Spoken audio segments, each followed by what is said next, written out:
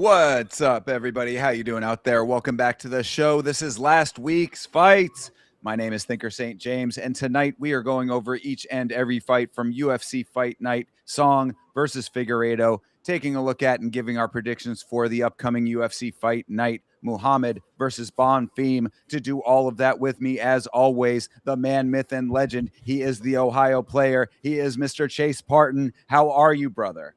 I am absolutely awesome. Of course, it is a Monday. We had fights on Saturday, and it's going to be a good day to talk about them because there's some fun and interesting things to talk about. And I heard some rumblings that you have some things to say about some other portions of this event. I am pumped. I'll tell you that. Hope the chat is too, of course. Excellent. Yes, indeed. Certainly, always something to talk about with these fights, of course, and we will be doing all of that. Yes, absolutely. We had a lot of this whole week. Because of Macau, we had Road to UFC as well.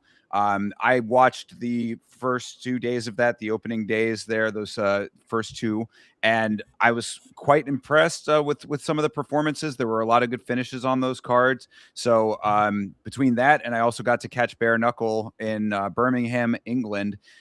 It was a lot of great fights over the last couple of days. So really enjoyed watching UFC, other or non-UFC products, and then of course people trying to get to the UFC.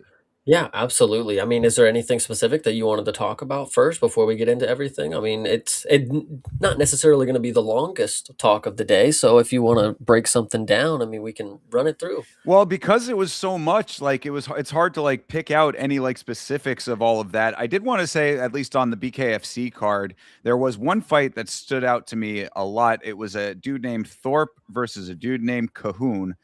This was one of the best bare knuckle fights that I had ever seen. The bare knuckle card was a slightly one sided at times. There were some fights where it seemed like some of the guys like understood the assignment, and then their opponent, was kind of like just sort of there just to be there. Like they weren't really throwing very much. A lot of tough guys, I will say that. I mean, a lot of guys that were taking a lot of damage, not really throwing a lot back. But Cahoon and Thorpe were both guys that got what they were supposed to be doing, and they put on quite a performance. So shout out to them for that. Well, I guess I'll have to bring it up since you did not bring it up. I mean, there's two people that we have to talk about from Road to the UFC. And I didn't watch everybody, I didn't have access, my apologies out there to the goats that I'm about to bring up. Georgie Mangos, guys, what's the motherfucking deal? Let me know. Hey, let's go, Georgie. Yeah, George Mangos got himself a very nice victory on Road to UFC. That was great to see after his time on the Contender Series, not getting him a contract. So, good deal for George. Yeah, solid performance. Absolutely. I mean, went out there and really handled his business. That was one somewhat one-sided fight, if I recall. I think he was really on top of that one, if I'm not mistaken. Again, a lot of fights to keep straight in my head. But yeah, if I recall, Mangos was one of the dudes that really put on quite a show. Well, now this is the one that I really wanted to talk about because I didn't stick around for this portion of your stream. I think I might have even fell asleep, but I knew about this outcome because social media, it exists. But I wanted to hear your opinion straight from the source. What is the deal with Meng, brother? So Oh, yeah. I mean, Meng is just the greatest. I would think I was talking about this on another stream afterwards, but what just an absolute. I feel like if you are not a Meng fan, you might not have a heart. It's one of those kinds of things. She's just such a salt of the earth little lady who goes out there and kicks ass. I mean, her versus Puja Tomar. Yeah, I guess that I should say that. I do remember the featured fights from both of the Road to UFC events. Rongju getting a beautiful knockout in his fight, and then Meng getting the submission of Puja Tomar. And she goes out there, does her thing, uh, you know, basically runs that fight. Puja is tough, but it was quite obvious that Meng was in the driver's seat for most of it. Goes out there, gets the submission, and then just goes right back into this like very humble, awkward, sort of adorable state that she's in. She reminds me a lot of the little translator girl from Shanghai, who had that kind of nervous energy about her, but very cute. That's Meng, but also very sweet and just a quality human being, I would say.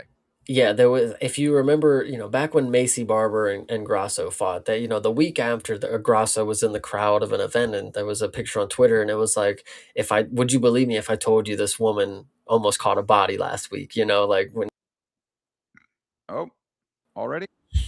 Already. All right. Yes. Sorry, And, Chip, you're back. Yes, I and heard what you said though. yes, so and then it's, obviously Alexa Grasso sitting there in the crowd looking as adorable as possible. Shi Ming is literally that as well. Like, how is she? I mean, she's got two finishes in this sport that I've seen already. One of them being a nasty head kick, of course. And to be fair, I heard Xiao Fei Khan, is that her name? She Oh, performed as well. she did perform as well, if you can call it a performance. Yeah, no, that was that's actually a good one to bring up. I appreciate you reminding me of that. I forget the name. I had it on here. Hold on, let me find this while I'm talking here. But on Twitter, I tweeted about this because rarely do I go out of my way to comment on these fights individually unless there's something that's really egregious. That fight right there had some egregious shit going on in it, and Lucas Pisaki, who is a referee that is on the upcoming card that we will be talking about, he was involved in this. Yes, so Farida Abdueva was the name of the fighter that Shao Kahn, or what's her name one more time?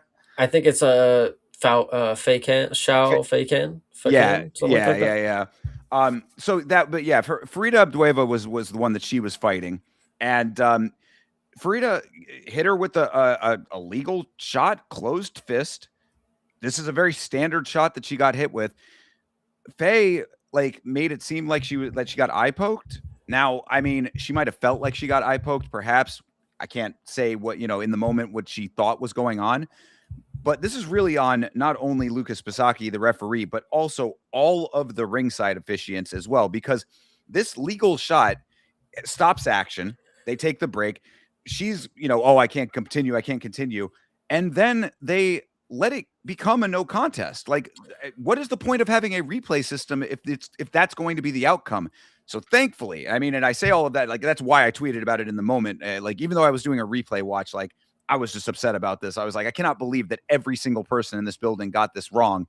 But thankfully, over the course of the evening, not only was Frida Abdueva allowed to, it was the organization said that she will advance to the next round of the competition regardless. And then even later in the evening, it came back that the commission reviewed it and it was turned into a victory, TKO victory for her. Yeah, So I think I actually remember seeing that clip on Twitter, and a legal strike or whatever. People were like, that wasn't illegal, and yeah, it was a very legal strike. Good that it was overturned that night. Why are we getting still overturned fights later on in the evening? But well, that's okay. yeah, right. At least thankfully this was overturned in the correct way. But you're absolutely right. I mean, this smacks of the Chris Padilla situation in the reverse, thankfully. I mean, this is where it goes right. But like, what is happening that this cannot be figured out in the moment? Because the reason that I think this is such an important point is that when these things happen generally, when we move on, there's no going back. Like, I mean, it's like there's a reason that like these need to be handled more efficiently in the moment, because people move on to the next fight, the commissions move on, and then there's really no advocacy besides from the fighters for these outcomes being made correct. So like, there needs to be better work to have these things done correctly in real time, and this was such a blatantly clear case. This is open and shut. I mean, you see that, like, it is about as clear as it could get that this was a closed fist, uppercut to the eye, basically, close range shot. You see the replay. There's no even, not even any, hint of an open finger or anything like that. Like, this is about as cut and dry as it gets. And for this to have gone to no contest and then had to have the runaround for all of this, like, this is exactly why you have a replay system. Use it effectively. Because this would have been a complete egregious error here. I feel like Abdueva is almost lucky that there was a tournament involved, so that there could be a framework that made it so that it needed to be evaluated correctly. No, that's actually a really good point. Yeah, but all things aside, all the shaming performance, the controversy with that fight. There was one other thing that I want to talk about with Road to the UFC, and this, dude, you were getting my blood boiling that you were not catching on to what I was saying. I mean, and I thought I was being very, very clear. Rangju, right, Mm-hmm. is a UFC veteran at this point. Yes. He's fighting some random fucking guy. What are we talking about here? How Well, does see, that? that became more clear once I figured out who he was actually fighting. I thought he was fighting a different person, but Yeah, it you turns kept out saying Chris Matino. I'm like, oh my goodness, what are we talking about? Where did this guy even come from? He has been cut for months now, no, Thinker. no, yeah, no. I thought it was Chris Martinez because this was Victor Martinez who he was actually fighting. But yes, two different people. And yeah, no. So I get your point. I guess that these veteran fighters out at Road to UFC, fighters from the region who are more established are fighting less established fighters. Basically, as setups, it would seem for them to just get a good victory at home. Is what you're upset about? UFC, road to the UFC. Like But these these guys these are not road to UFC fighters that they're fighting, though. They're just lesser fighters. Like because Victor Martinez has been in the organization before too. that dude didn't look. When I saw the clips of how of the finish, I'm like, who the hell is this even? Who even is Well, this it's easy guy? to say that once you're seeing him get knocked out. I mean, Papucha Tamar, she's been in the organization. Yeah, but Shi Ming won the tournament though. Like for her to not be like in the UFC is already kind of weird. She's already like a UFC. Oh, Like that point right there is that I think is a little bit of a better point. But I guess that's part of it. It seems is that like because Rongju is also a road to UFC guy, if I'm not mistaken, like yeah, a while back. but like he went to the UFC. He graduated from Road to the UFC. Like there should be no going back to fight people who are Sure. Euro minus 1200 against kind of Yeah, deal. no, Like and for Shiming, that does make a lot of sense. Yeah, they've done like for some reason they specifically, aside from the finale on Macau last go around where she fought fake Falcon or whatever, like no, she uh fought Bruno Brazil, and well, no, then that was in yes, after that. I'm saying like her first, the first time we ever saw her because we didn't watch her on Road to hmm UFC, like that was right. She on the was Macau in, card.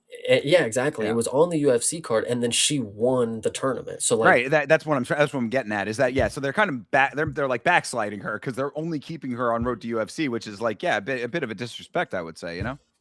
well, and her fighting Puja. Okay, that's fair. It's another UFC veteran at this point, multiple fights kind of deal. So that one's fine, but that's because I don't classify Shi Ming as a road to the UFC person. If you're going to tell me that Rangju's opponent was not some regional guy, okay, fair. But he still did not look like somebody that needed to be in there against Rangju because he just walked in and walked out. I mean, Rangju's going to get a fight in the next fucking 3 weeks probably because of that shit. Like I don't know. It was just kind of weird to think about, but Yeah, tee up fights for some of these people so they can get victories in a home territory-ish kind of situation, perhaps. Not necessarily the matchmaking that I think would be the most correct or most respectful of the fighters, but we're seeing matchmaking issues like across the board. I actually posted in the Discord just today somebody who was saying that like I forgot the actual number, but it's like I think 65 ranked fighters have not fought at all this year, something like that. I mean, or mm, it's some heavy number. I mean, if the number is not exactly 65, don't quote me on that part. But the point is that a large percentage of the ranked fighters in the UFC have not fought at all this year. So I mean, like, there's obviously some issues going on with matchmaking. I would suspect that a lot of that came from the White House card, but it can't be all of it because that's just the top of the divisions for a lot of that. Plus, a lot of the people who were booked on that card are ones that are active fighters and have fought already this year before that, or at yeah, least recently before that, yeah, within the last. absolutely. So, yeah, so I don't know. I mean, there's definitely weirdness with that, so I can see where you're coming from with all that with Road to UFC. But other than that, I mean, like those elements of it, it was certainly a worthwhile set of days to watch. Some good finishes on there. Almost feels like a little bit of an extension of the times when we watch actual regional promotions from Asia and that side of the world. They really put a lot into their fights, and it shows. So I quite enjoyed Road to UFC. One last person I did have to talk about with Road to UFC, though, and this is for everyone out there. Do yourself a favor. There was a little lady. We talk about how much of a sweetie pie Shi Ming is. There was a little lady named Maki Fukuda who is from Japan. She won her fight. Her post-fight interview was the most adorable thing. It was straight out of an anime. I mean, like she is an anime character. She has like the thing where much like Tatsuro Taira, she speaks in English at portions of her speaking, and it was just like an adorable like chibi character that she is. So yeah, if you have the chance to see Maki Fukuda's post-fight speech, check that out because you'll fall in love. Hell yeah. No, I love to hear it. Appreciate Yeah. it. But So that's the but deal. oh yeah, but before we move on and Yes. before we wrap up, everything, let's finally get around to the chat since there's just three people: Sam, Michael, Meat Rocket. Appreciate you guys. I love you guys. You guys are Yeah. awesome. And Mike. next week's fights for Meat Rocket. No, that's later. We have this week's fights to talk about, brother. Yeah. Absolutely. And always appreciate an appearance from Michael the Silent Assassin early in the Mm, stream. Thank you for being yes. here. Yeah, we know we'd get one later from you, but being here on time and early, man, appreciate you, brother. Yeah, absolutely. So, yeah, I mean, was anything one related that you wanted to talk about, or? No, I think we are good to go.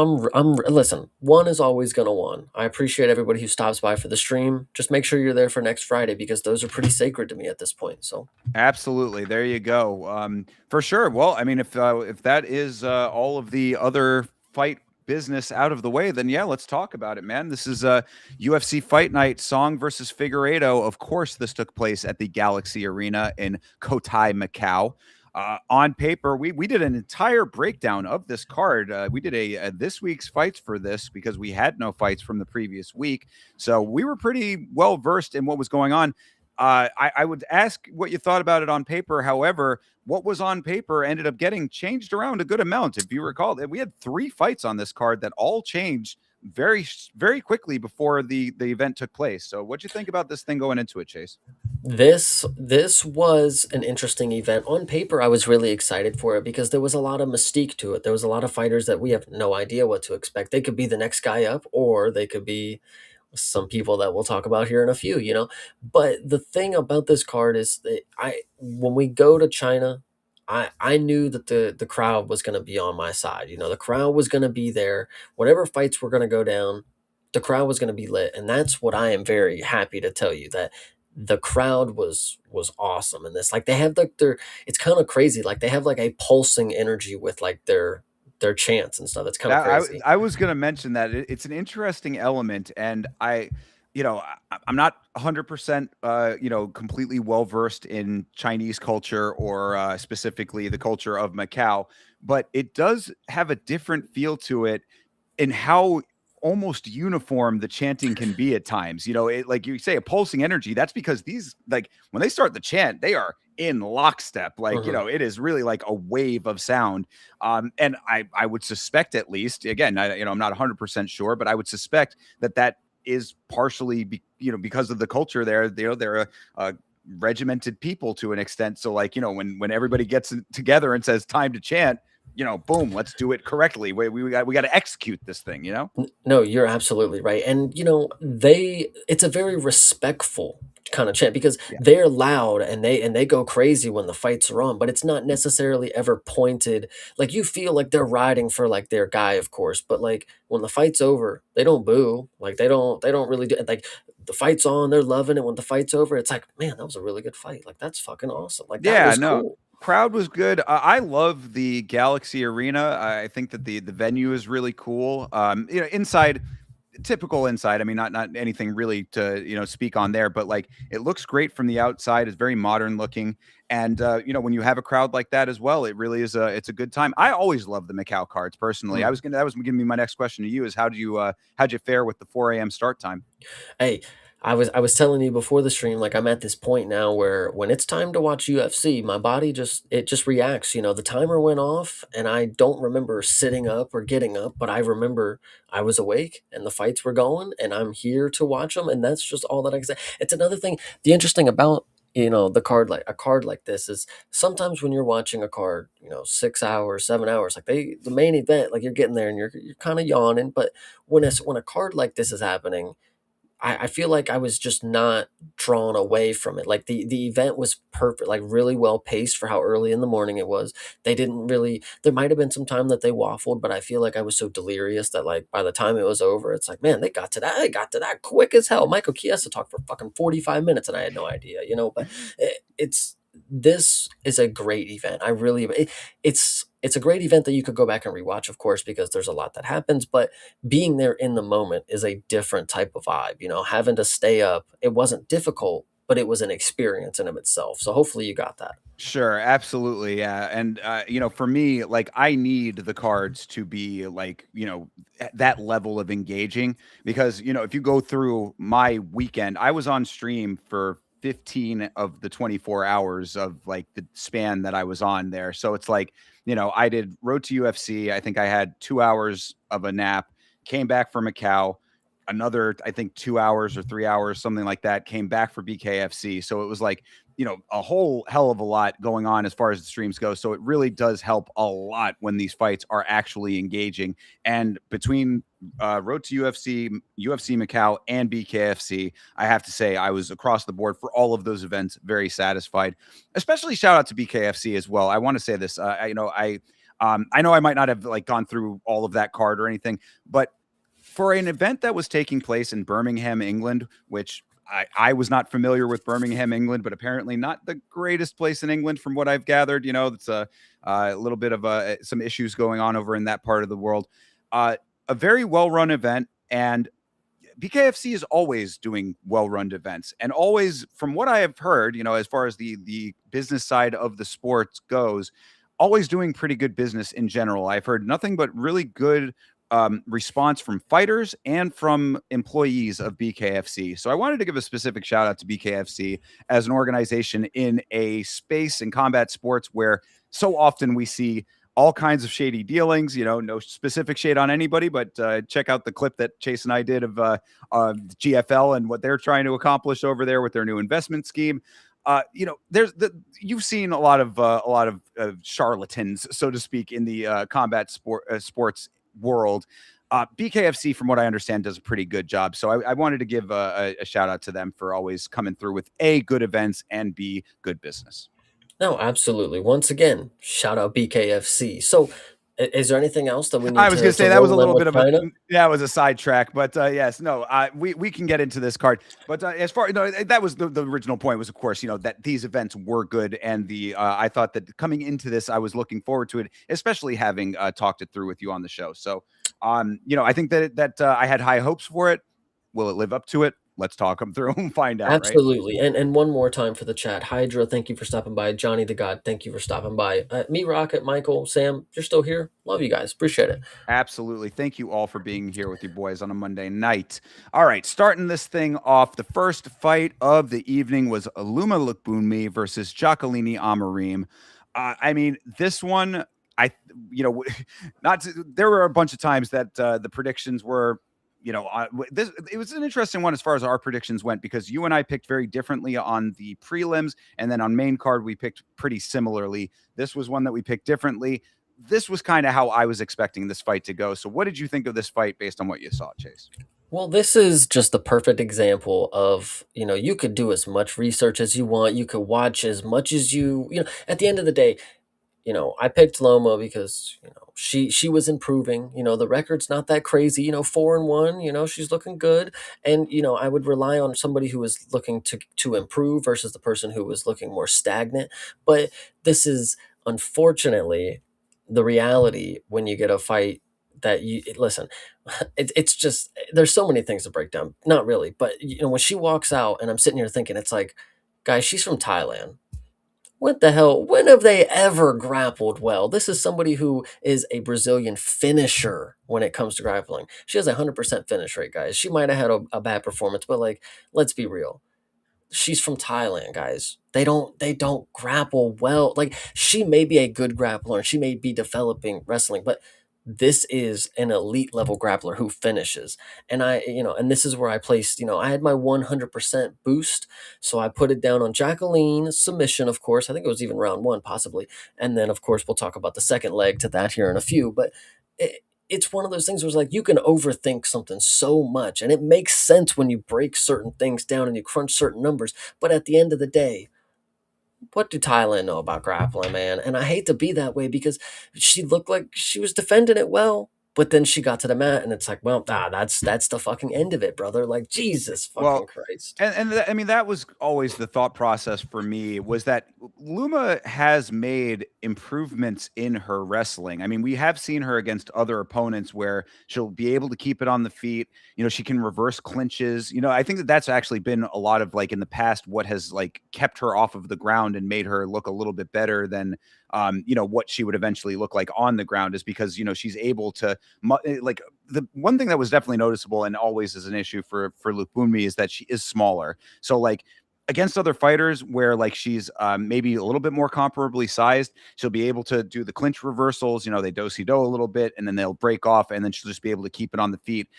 Or, you know, just she tries to get the whizzer in there, and can just kind of, like, you know, positionally change so that she's not overtaken. But that was not going to be the case in this fight. And, you know, Amorim, for as much as she had problems with Mizuki, what we talked about on the last episode was that Mizuki is kind of just a level above, which is why it's so crazy that we don't see more of her. But, like, you know, you have to sort of not compare other fighters to her based on what we saw in that fight, because she is like a different beast.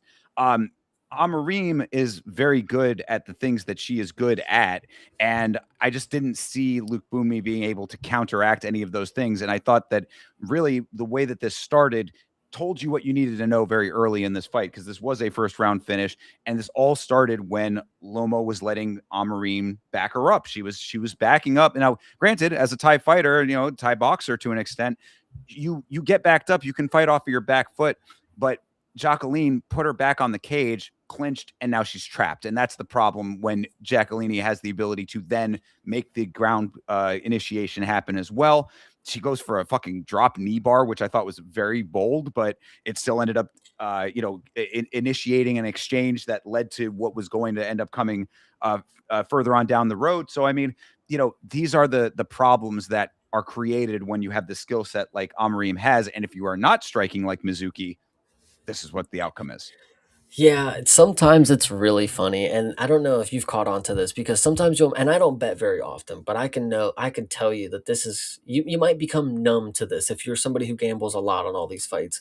When the fight starts and they have their little graphic at the bottom, it'll tell you that Loma Lookboonmee is 0-3 as a UFC dog, and it's like, you watch all your money, just you're like, oh, she has no fucking chance, brother. Like, it's pretty funny, you know. So, just unfortunate that she had really no answers, but I.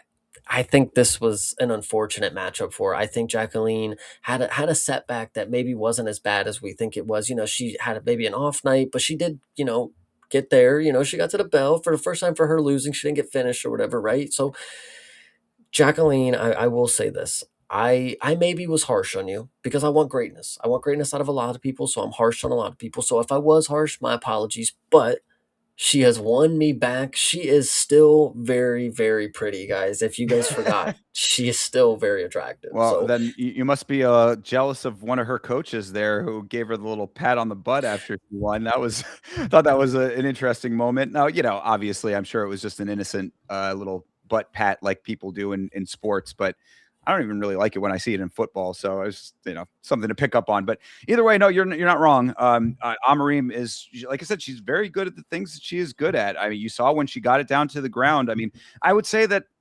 partially it is a little bit of a problem that Loma didn't have any urgency to get back to her feet. She was very close to the cage often while she was on her back. So, like, you know, you got to be able to get back up. I mean, especially if your real only major skill set is on the feet, then the get up game has to be there for you. Like, you know, you're going to have this level of competition in this organization who is going to be actively trying to make you stay on your back at all times. You have to get the fuck up. That's what it comes down to. She was not able to do that. The urgency was not there. You know, it seemed like she was accepting a little bit. Now, granted, Amorim is making that happen too, so it's, you know, half and half. But you got to be bucking and trying to get out a little bit harder than that. And as soon as I saw Amorim fishing for the arm from top, and, you know, I was like, okay, she's gonna sit back, and there it is. And I was like, man, classic armbar. You don't really see a lot of, like, straight up arm bars like that, but, you know, you saw one here.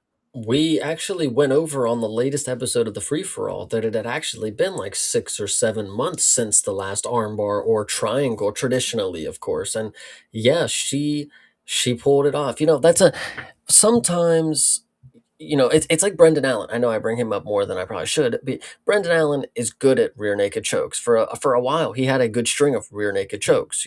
Don't switch up what ain't broke kind of deal. Jaqueline, if the armbar is working for people who are lower level, don't sit here and try to get fancy. We will talk about some people later who thinks that they're fucking Hoist Gracie when it comes to the fucking grappling, apparently. But this one is very warranted. She is actually one of the better. And when I say jujitsu nerd, I mean it's loving and playful when it comes to Jacqueline because she's a finisher, bro. She actually is pretty good. And I hate to if I jumped off the bandwagon before, and I'm sorry. I'm back. I won't do it again. You're a finisher. I see it. I get you. My bad, Amorim. Loma, I said this about Thailand, man. That you're just falling behind. The culture is just not accepting mixed martial arts. Like that's just the biggest problem. Is and Hydra, the Thais are too cool to be good grapplers. It's low key becoming facts. Like, bro, y'all want to be so fun in Muay Thai, but you don't want to fucking defend takedowns and do the cool shit over here. And what did I say about Carlos Prates after the Jack Della Maddalena fight? It's the utilization of a Muay Thai base in a mixed martial arts context. That Mm, is the key. So if you want to be in this sport specifically, if you want to be a Muay Thai fighter, RWS is right there. And God knows I love it so much, man. That was the other thing, of course, on Sundays. If you're not coming around to Muay Thai Sundays, what are you doing? But either mm, way, point is that there are many Muay Thai organizations that would love to have you if you just want to stay on the feet and throw elbows and knees and do all of that. If you want to be in this sport, in mixed martial arts, you must mix the martial arts. It's not optional. And yeah. you see exactly what the outcome is if you do not. I mean, and it does suck because really, like with Loma, is what I was saying earlier when we started off talking about this fight. She has made improvements. She has made improvements in these areas, but it's not in the ways that were going to be effective against Amorim specifically when it gets to the ground. And that's where now you do the Piotr Jan, drill it nonstop until your next fight. I hate to say it too, is some people are just not as quick of learners. Like when you look at somebody like Josh Van, notably 6 months of wrestling before his debut. It's crazy to think. Now look at him. Now look at the guy. But Loma Lookboonmee, she has advanced in these categories. She has done better. But when she went up against somebody who is elite at, what they do, I mean, it just wasn't sufficient enough. She wasn't able to get back to her game. She wasn't able to impose her will. It, Jacqueline is. I think this was just an unfortunate matchup. I think Lookboonmee maybe she, maybe she was expecting a little more out of herself, and I don't blame her. But a little undersized, and just the grappling it wasn't good enough. Let me just say it that way. That's Yeah. unfortunate. Yeah, most definitely. But very nice victory for Amorim. Nice armbar. And, another time reminded me a little bit of the Kevin Holland versus, I think it was Olashechuk, where he was really having to crank and find the right position to actually get to get the torque correct on that. And that's what Amorim did. So, if it's not working from one angle, you go to the next one and you find it. And, you work until you find the angle that's going to actually get the tap. Is that the fight where Olajechuk didn't tap, but they ended the fight anyway? It might have been because I think it was Kevin Holland just continuously, taking that arm and just putting it in every random different direction until it was finally like, oh, like we need to stop this thing. This guy's arm's going to break. True. Fair. So good deal. Good job there, Amorim. Very nice to get back into the win column. And again, I hate to keep harping on it, but we need more Mizuki. I will not stop saying this. Mizuki, for some reason, just this random person that pops up, at random. I mean, like we need to see more Mizuki. I want to see more Mizuki. Well, actually, one last thing is Amorim said that she wants to be active and she wants to fight again soon. So I'm happy to hear that because I don't mind seeing her. She's a good win. I love There it. you go. Absolutely. I agree. So good deal there. All right. Next up on the docket, Zhu Kangjie versus Rodrigo Vera because Ramon Tavares just up and disappeared. Um, the narrative for this fight ended up being interesting. But I don't want to go to that just yet. What happened to Ramon Tavares? I have no idea. That's the more interesting thing because I have the sheets pulled up when the fights are going. I have what was listed at the time that we talked about him. And when they started showing us Rodrigo Vera, dude, I'm like, okay, so they switched about, and I'm like, who the fuck is that? Who the hell is this guy? Did they Yeah. just show a random clip? But no, like they just random Peruvian was able to make it to China, but the guy who was scheduled to be in the bout since Monday, nowhere to be found. It is, that is an interesting element of the narrative for sure. Yeah, I mean, this dude. I mean, I don't know if he was in Peru when he got the call because this fight got pulled very late. I mean, like we going into the fight, we thought it was going to be Tavares. So I mean, I don't know when the whole changeover happened, but you are right. Dude from Peru just shows up from out of nowhere. And as I said, the narrative is interesting for this fight. Vera actually tried out for the upcoming season of The Ultimate Fighter, but was not selected to be on the show. So this is him basically jumping the line. And obviously, after we talk about the fight, you'll understand why this was such a major capitalization on jumping the line for him. But interesting nonetheless. I mean, this could have been a guy that was just going to be one of the contestants on the show.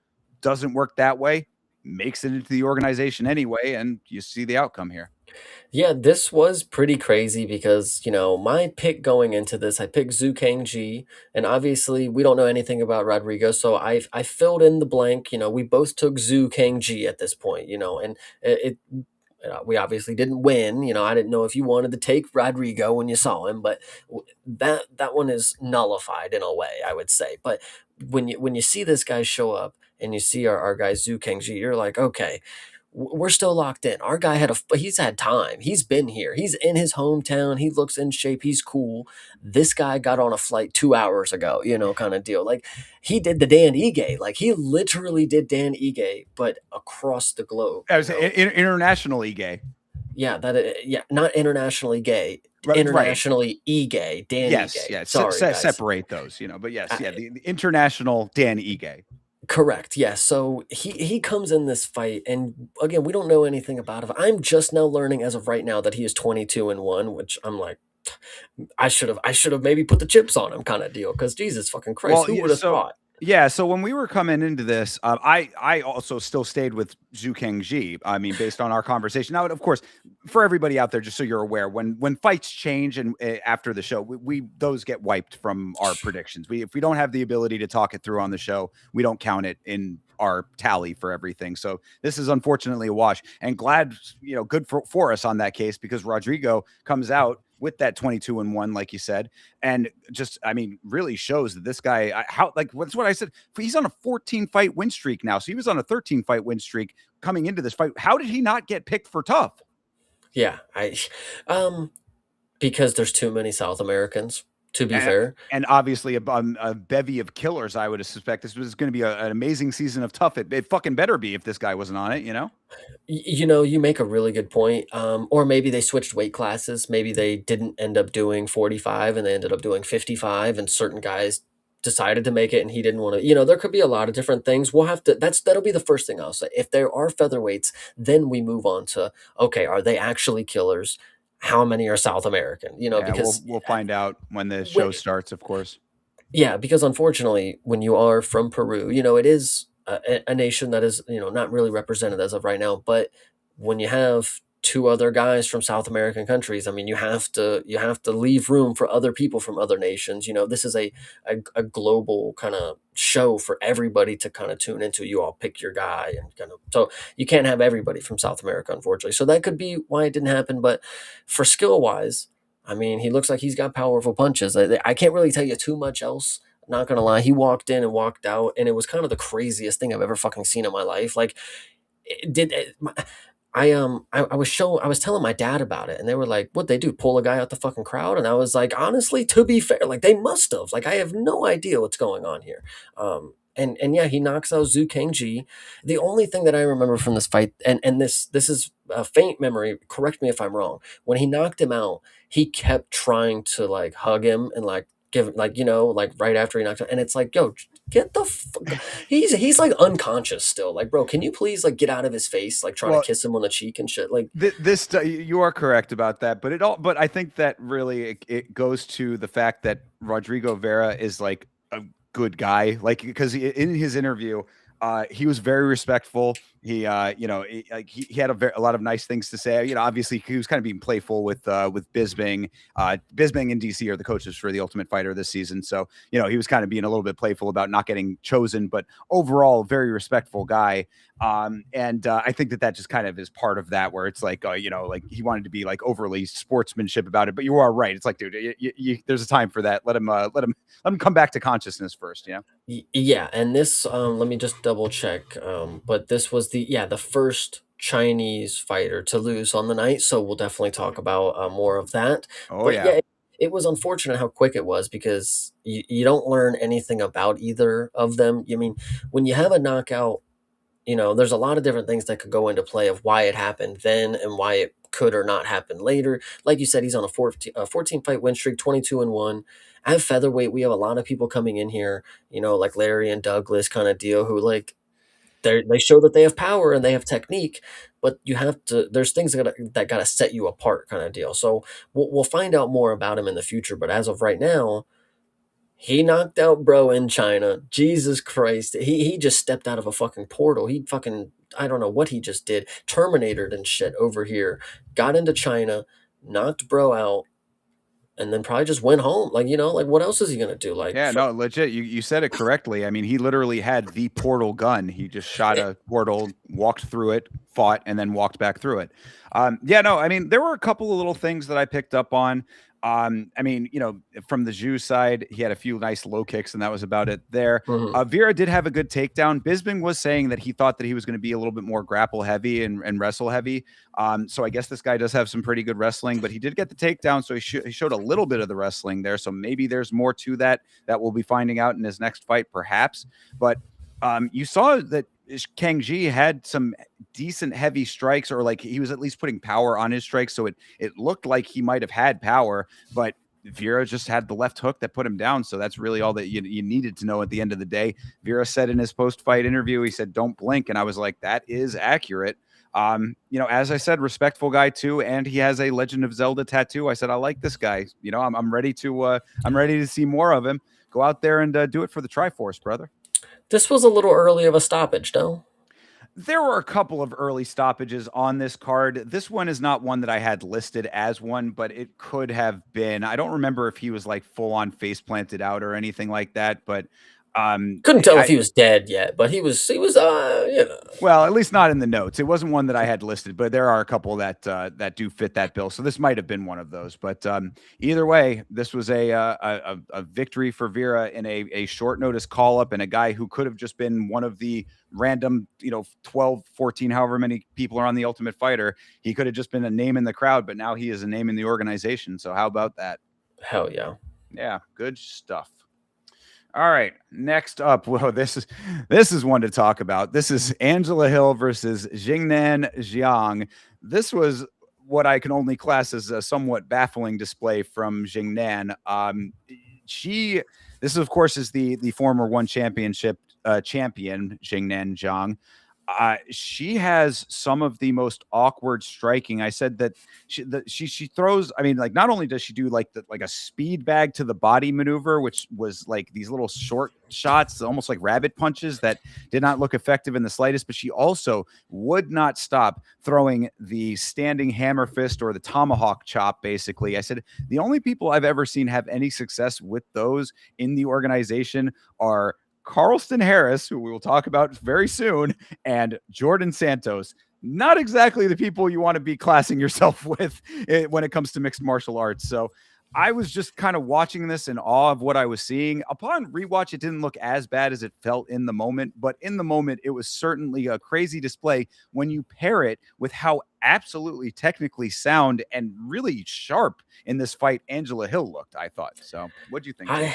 I think it is absolutely amazing that you doubted Angela Hill, brother. I remember She has a syndrome for a reason. I pick her to lose, she wins. I pick her to win, she loses. So I was screwed either way.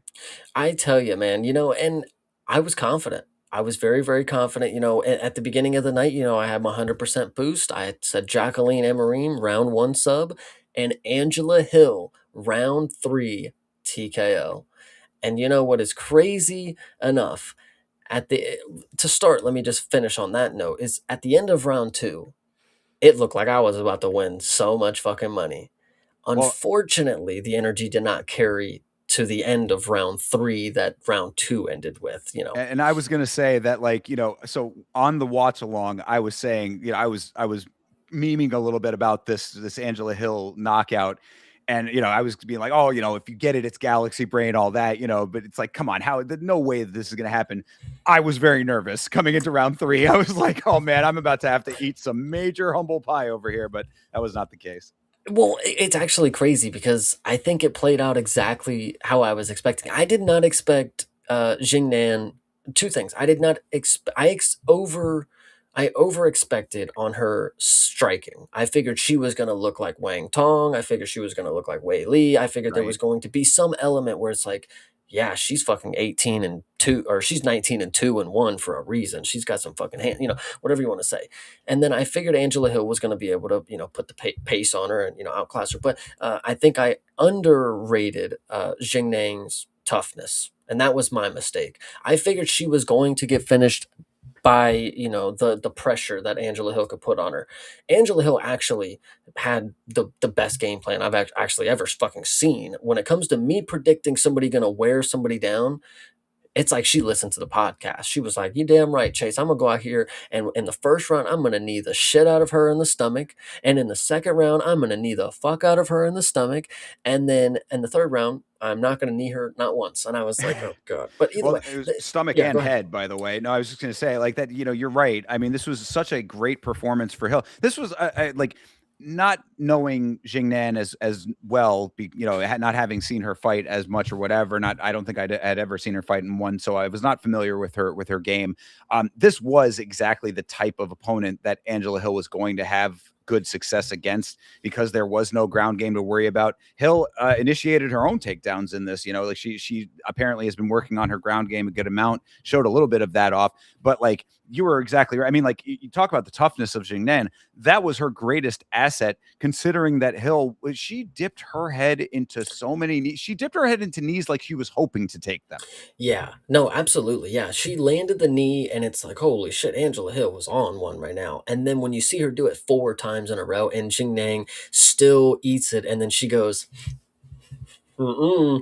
No, no, it didn't land. But it's like, girl, we just fucking watched your head get cracked. Like, what are you talking about? But Uh, she was showing major toughness because you could tell the body work was adding up. Like she was really hunched over by the end of this fight. Like she was fighting through a lot. She definitely showed.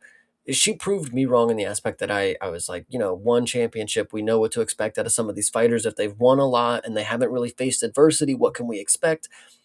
She faced adversity here, and she worked through it. She wasn't gonna win, but this was Angela Hill showing veteran status, UFC level for a reason. She's faced not necessarily the top of the top forever, but she's faced good enough talent that she could beat somebody on their debut like this. And it really was unfortunate that she did not get the TKO. I can't say that I'm surprised. She has 3 in her whole fucking career or whatever, but she listen, it's right here knowing that I knew it. yeah, It's not that it happened, but like right here, man. I you just were knew you it. were very very close to being galaxy brain on that one. Still, I mean, Yeah. great call on getting it right, but yeah, no, the only thing missing for Hill was the finish because this was a masterful performance for her in this fight.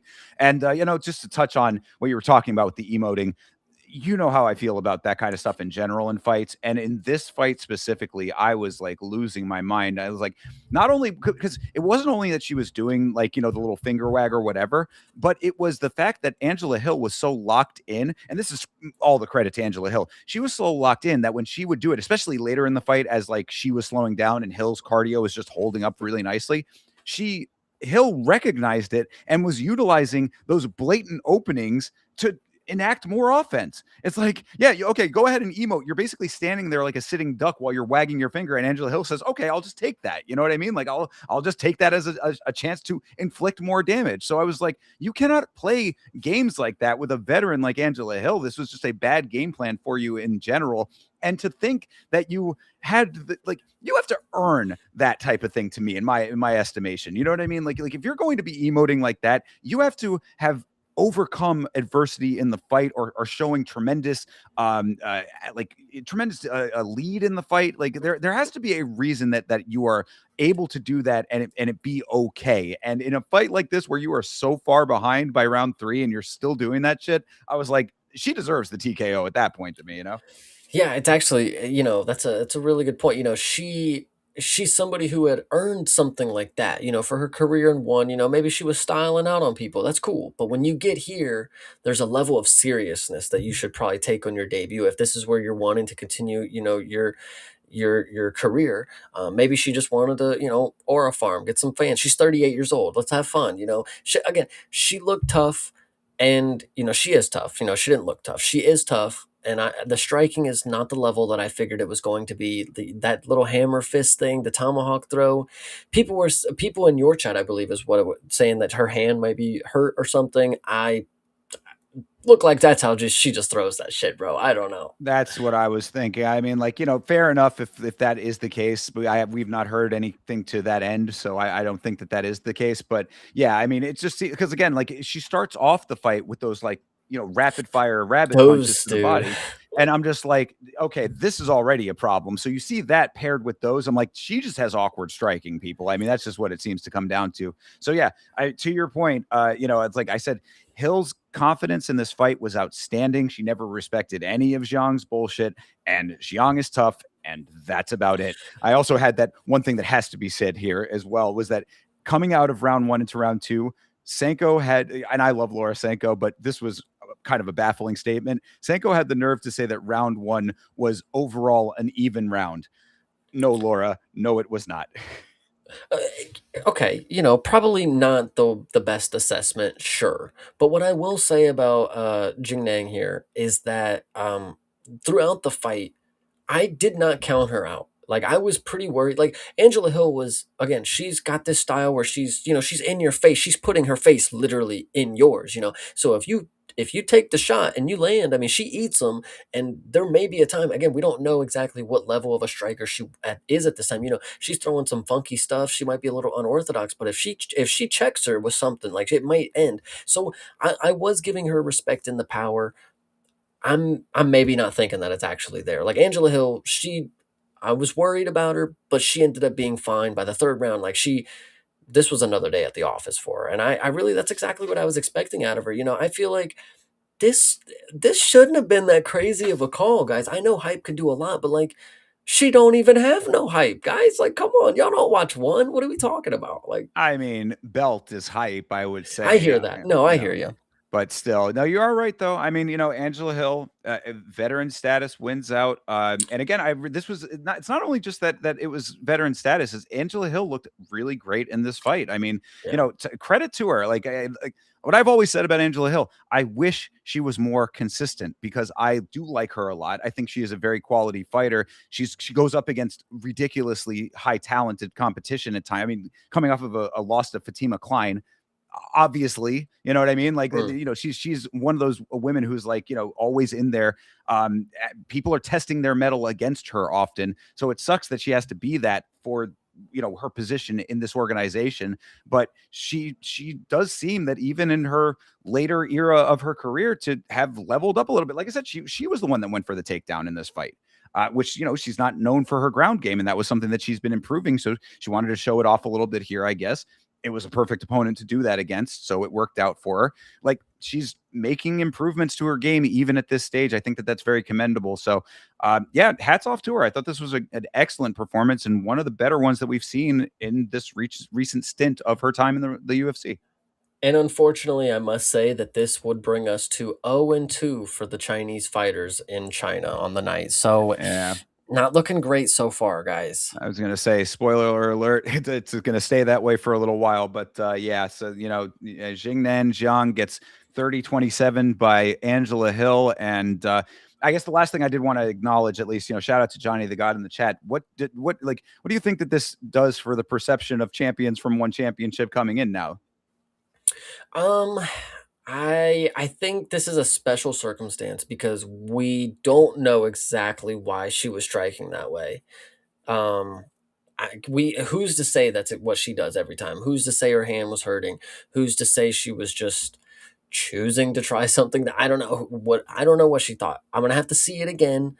If she blatantly is just like too playful and too unorthodox and not technical enough, I'll have something to say maybe then. But um yeah, one is definitely, listen, Buchecha, RDR, Jingnan, it's not looking good for one championship is what I would say. I mean, specifically for mixed martial arts, I would agree. You know, it's like what I would say for this fight, or for Jingnan specifically, is that like I would like to see a fight where that style of striking was effective for her. Show me the Mm, fight where that actually has worked for her, and I'll be like, all right, maybe there's something to it, perhaps.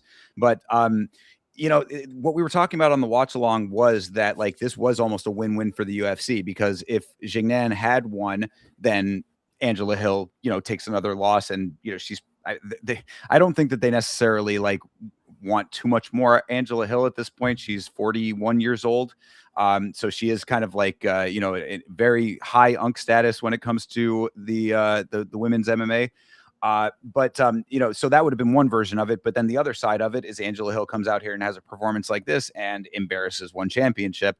That's what you ended up getting a little bit, and it does kind of cast a little bit of a shadow over an organization that has not graduated very high level talent into the UFC. If RDR is the best example of it that we have currently, a little bit of a problem, I would say. You know.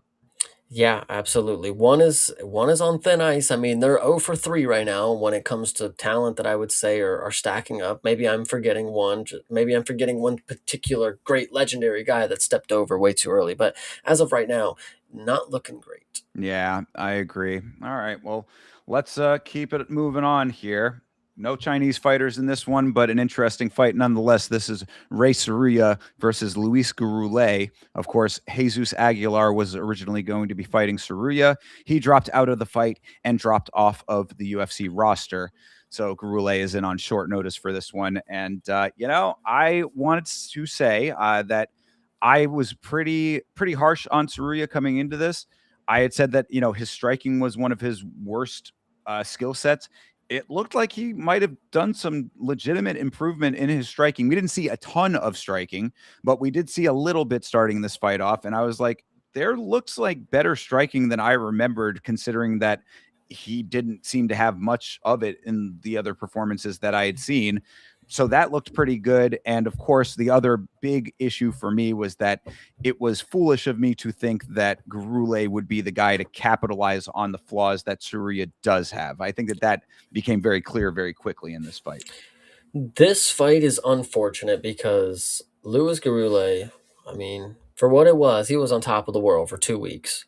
And now here we are. He's 1-4 in the organization. You know, he was 0-3, gets a big win, steps up on short notice, and just right back down into the loss column. Like, damn it, dude. That Fuck. was the thing, like, because if you recall on the predictions episode, I had said, you know, Gurule trying to make up ground by coming back on short turnaround and getting another win would be like, okay, now you fixed all of the problems that you had by going on that 3-fight losing skid to start your career in the UFC off. That could have been the reset button for you, but now you don't get the win, and it becomes even bigger of a problem. You basically just erase that win, unfortunately. But what I will say about this performance from Ray Saruya, I'm not surprised with the grappling. It looked as easy as I figured it was going to be once it got to the grappling sequences. I wanted to give Louis Gurule a better. I figured he was gonna maybe shove him off a time or two, not let it get to the ground. Ray made it look as easy as possible, which this is, and that's my thing. If he could make it that easy, which he's confident, you know, he got him down, choked him out, whatever you want to say, easy. You're talking about his striking. I personally didn't see no level up. I mean, we didn't see too much of it, like you said, but I think if the grappling was going to be that easy, you could have felt it out a little bit. I would obviously quick finish, cool, but going forward, I would still say you didn't go in there and prove to me that you're ready to slug it out with anybody. Josh Van made you as something, you know, kind of deal. Well, Louis Garule, you got him down and choked him out. That's fine. But you didn't prove what you're going to have to do when somebody doesn't just let you take them down and grapple with them. But I mean, he got him down off of a left hand that had Gurule hurt. I mean, it You didn't. are right. He did clip him. You are Yeah, right. 'cause, Let me you know, be a that's little less harsh. You're right. sure, because yeah, I mean, like, the issue with that one is that it was like on the cage, so it almost like it wasn't like a full drop. It was just kind of a clip shot, like you say, he clipped Mhm. him. But you could tell that it affected him. I mean, Tsuruya was right to like. I would say that if you put it all in context, is he going to be going out there and just having straight boxing matches? Probably not. But if it is in service of getting into a ground position, that I think has leveled up. You know what I mean? Like if you have enough power to do what he did here, which initiates the ground game, initiates the wrestling exchanges, or lack of exchanges if it's a situation like this, then you're already in a pretty good spot. That's all that it has to be for Tsuruya because his wrestling is really sharp. I mean, he like Gurule is, we've talked about him before with this, he's like a wrestling base, but he really wants to be a striker. Like you'd think that he could like rest on the wrestling base in these kinds of situations, but gets clipped and then immediately is fully controlled. That's the problem. You know what I mean? And that's what Tsuruya can be good at if this is where he is at now. Yeah, one thing I will say about Ray Suri, and this is a point that I'll bring up, a little later with some other fights, is he genuinely does fill out the frame for the division. He's in tremendous shape. I don't know if you guys noticed. This dude is like he's jacked for what it is. So I give him credit for the dedication, the nutrition. He's taken it to the seriousness. Hopefully, it's going to service him later. I have to see more of the grappling. Obviously, I'm sold on it. I knew he was going to be able to do that. Like his grappling, he has the. You said he's obvious. We were talking about last week. You're like he's not as good as Tatsuro, like obviously, and it's like guys, he's not Tatsuro. He's a different type of dude. But the Japanese grappling, it's still there. Like come on, guys, they have a way to snake around positions. They do a lot of see Louis Gurule got caught up because he's too busy trying to fight off different things, and I think the Japanese grappling is very good at not necessarily trapping, but occupying a lot of different space to where if I don't worry about this, then he's going to get this, and if I don't worry about this, then there's too many things going on, and I think Ray Surya did a really good job. He didn't expend much energy. He did very simple stuff. Louis Gurule, unfortunately, just got tied up fucking around, and he was fighting the legs as the choke was getting sunk in. I don't know if he thought he was going to be able to turn out of it. I don't know if he didn't think Ray was going to be able to get it, but when the choke was in, it was Ray Surya was actually like when they talk about you gotta get your body between your man and the fence. Like he was completely between the fence and his man and Gurule and the choke. I mean, I, I'm. I was praying for him to pull it off in this position because, like, there's no way you can't get it, and thankfully he did. So the grappling, I'm very happy for Ray, but striking wise, I'm excited to see him going forward. He kind of just reminds me of like Japanese Kyler Phillips. Is anybody seeing this? Like, what are we seeing? I mean, that's not the worst comparison. I would guess. I mean, if his striking is that improved, it could be that I would say. Mm, But I mean, really, the power is certainly there because it wasn't even fully a choke; it was a face crank that did it.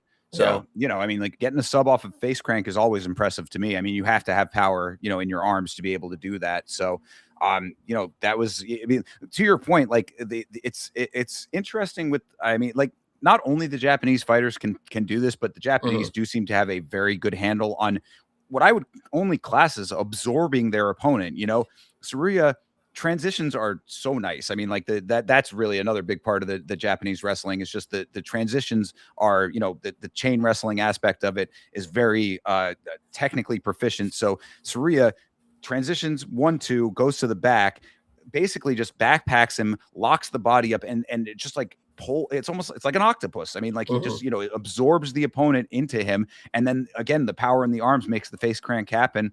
Gurule, is unfortunately forced to tap off of that. So yeah, I mean, there's a lot of things that maybe I was not seeing in some of Surya's earlier performances that were better exhibited here. But again, you do have to keep it in the context of a short notice opponent and one who's not necessarily at the same level. Can Tsuruya continue to do this higher up? That will be the next question. But hopefully he would not be the Japanese Kyler Phillips in that case, right? I mean, hopefully you'd be able to do it more consistently. Well, the thing that I find interesting too is like the original matchup was supposed to be Jesus Aguilar, somebody who is not necessarily going to offer much off of his back, but he ain't going to get submitted, you know? So Rey Tsuruya can do all this fancy grappling, but if he's not finishing him, we're going to have a different perception on him in that, like, God, this guy, he's fucking boring. He needs to fucking quit doing that shit, stand him up, ref, whatever you want to say. If that was the case, that could be something but that's the original matchup that they wanted. So I find that very interesting. That they're still looking for an opportunity for Rey Tsuruya to showcase, like, you got to do it on the feet, brother. And I think that was the matchup that we were supposed to see.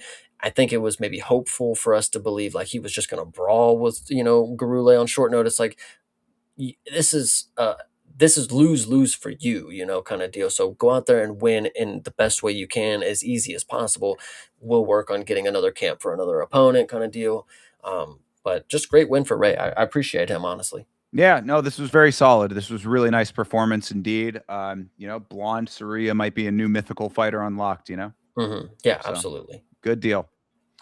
All right, next up, this was another really great performance here. This is Aoriqileng versus Cody Haddon. Masterful performance for Cody Haddon in this one. I was Haddon's a little bit of a newer guy, so I didn't know exactly what we were going to be expecting. Was it going to be striking? Was it going to be wrestling? Thankfully, we got to see a lot of what Haddon brings to the table in this fight. And I mean, granted, can he do this against everybody is always the question. But like, if he was able to do what he did in this fight against Aoriqileng, I can't wait to see if he can do it against other people, because this was almost from the very start of this thing, Cody Haddon was in complete control. Aside from a couple little dance arounds, at the very beginning here, there was a mat return for Haddon that started the sequences off, and then it was just the Cody Haddon show for the majority of this fight. Yeah, it's kind of crazy. Out of all the things that I remember, this one, Cody Haddon, for some reason, this dude always seems to slip my memory with his performances. And like and listen, another finish by him, and I remember he was whooping this dude's ass. Like, Jesus Christ! I mean, there was no moment that he was not just in full mount, just whooping him, kind of deal. The ending sequence, obviously, great finish, but Aoriqileng. I have no fucking idea what happened to him on this one. I was pretty confident that he wasn't gonna get finished.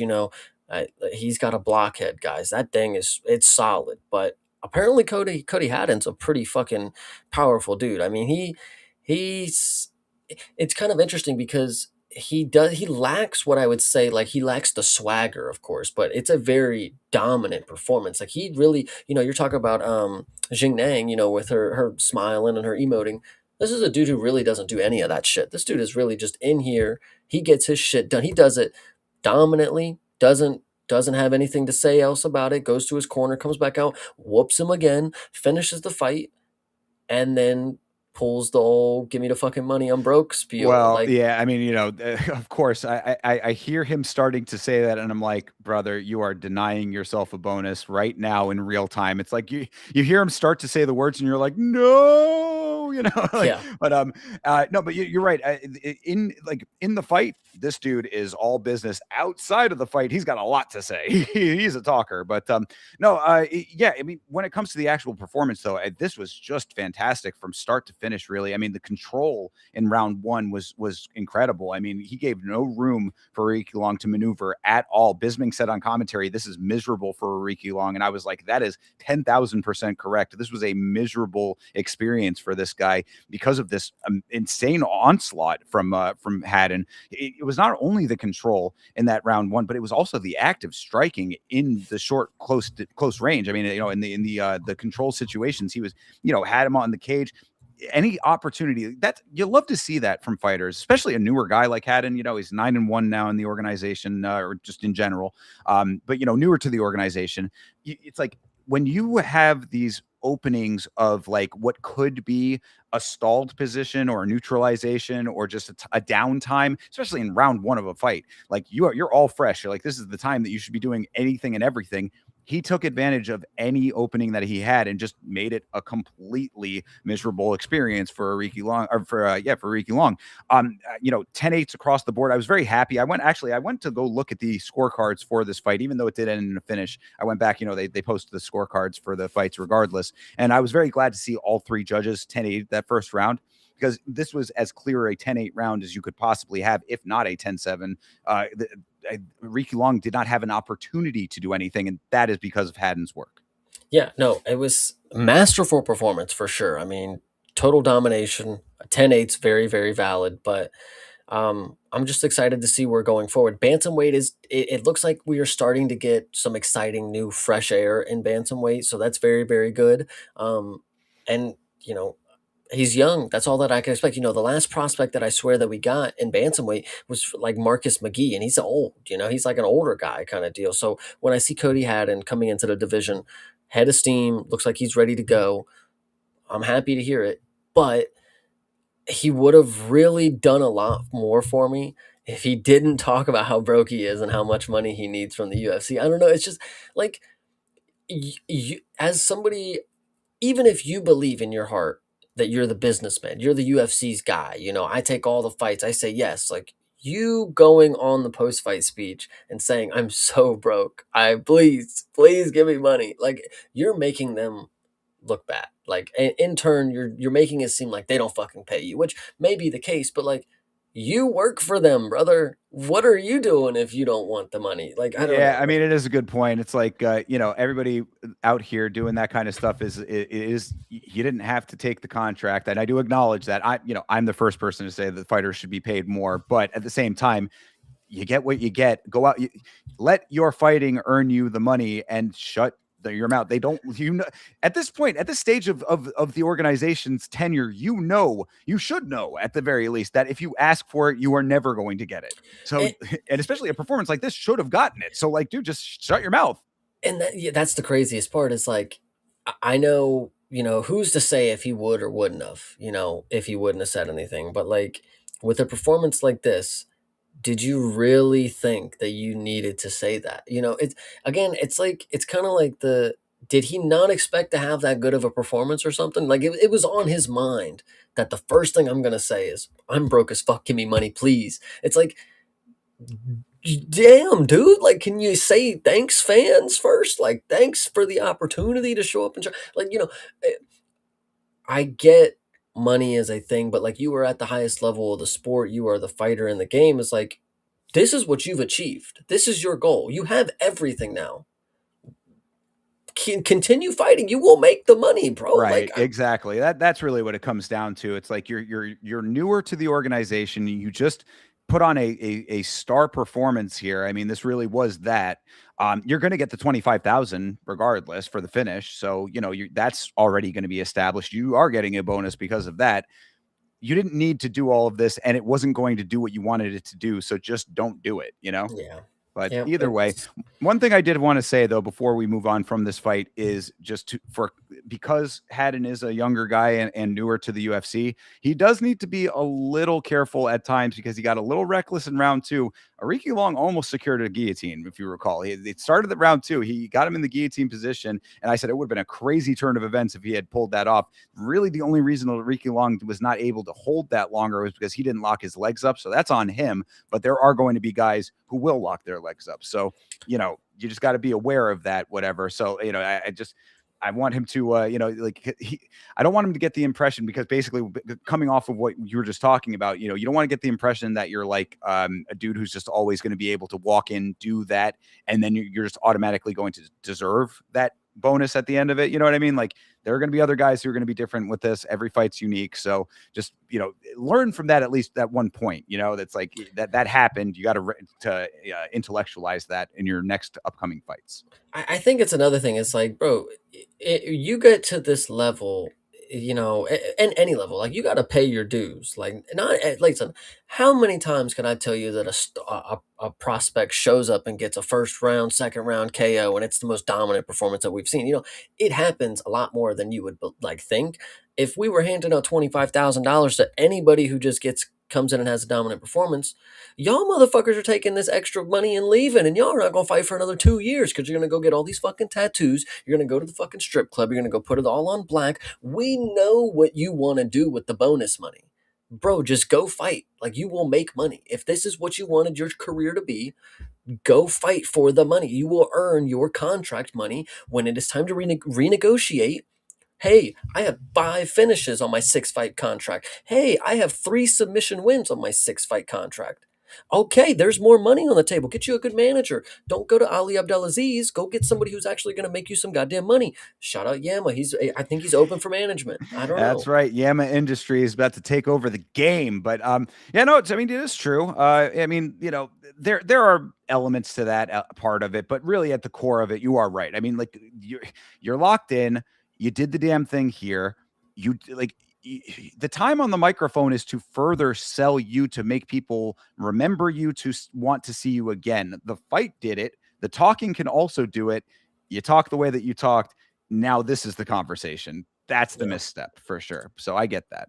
Yeah, I that's actually just unfortunate because a great performance, dominant performance, but the only thing that's the conversation after is, bro, you just asking for motherfucking money? Like, come on, like, dude, I don't know. You earned it too. That's the crazy Well, part. Why'd you have to go on and ask for it? I Like, was going to say the conversation should have been the 2 very clean knees to the liver that ended up mm, ending this fight. Cause that was also one thing I needed to make sure I mentioned, that, Aoriqileng, you saw the reaction as he shut down in real time. You saw the hand go out when he felt it for the first one. And then the mhm. second one came right after it. That should be the conversation. It should be like, damn, dude got a knee to body knockout. We see those very infrequently in the UFC. More so now. It does seem like we're getting a couple more of those since Carlos Prates is, ascending up the ranks. But it's not as frequent as headshot knockouts or anything like that. So that should have been the conversation. Damn, you see Cody Haddon get knees to the body to take his opponent out. That was crazy. But now it's like, no, dude's out here. It's not only just the fact he was asking for money. It's the fact that he was asking for money amongst a lot of other talking. This dude, you got to know when to hold him a little bit here. You know what I mean? You got to know when to pull back just a little bit. I think that he does it speaks a little bit too much sometimes. Like I did respect the idea of like, oh, I wasn't satisfied with that performance. I always, hey, every fighter should be wanting their fights to be better no matter how the outcome is. But at the same time, they're just like, know when the appropriate time to stop talking is. Fair. So.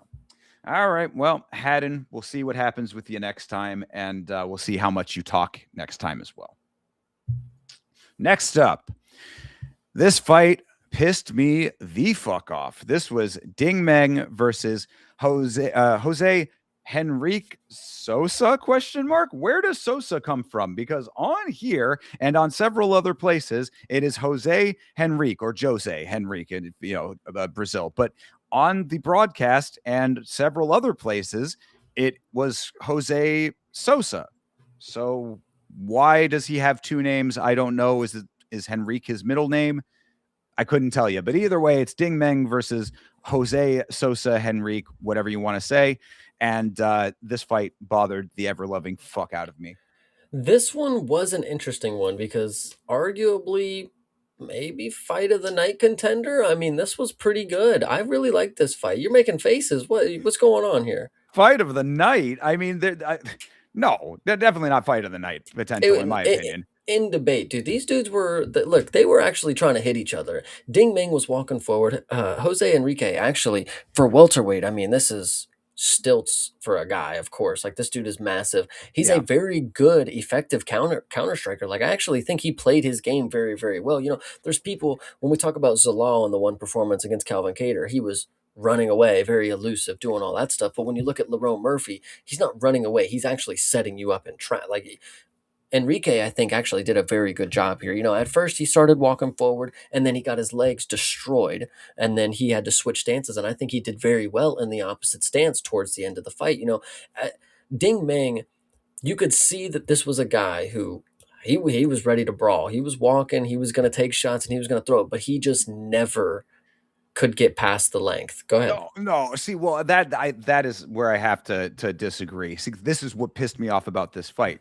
First round, I thought Ding took round one pretty easily. It's like what you were saying about the low kick. The volume was there for the low kicks. I was hoping it was going to slow Jose down, and then the power, like then Ding would be like starting to land power shots later on in the fight. It was kind of a low output round for Sosa. He had like one early combo, so I was like, all right, Ding Meng off to a good start here.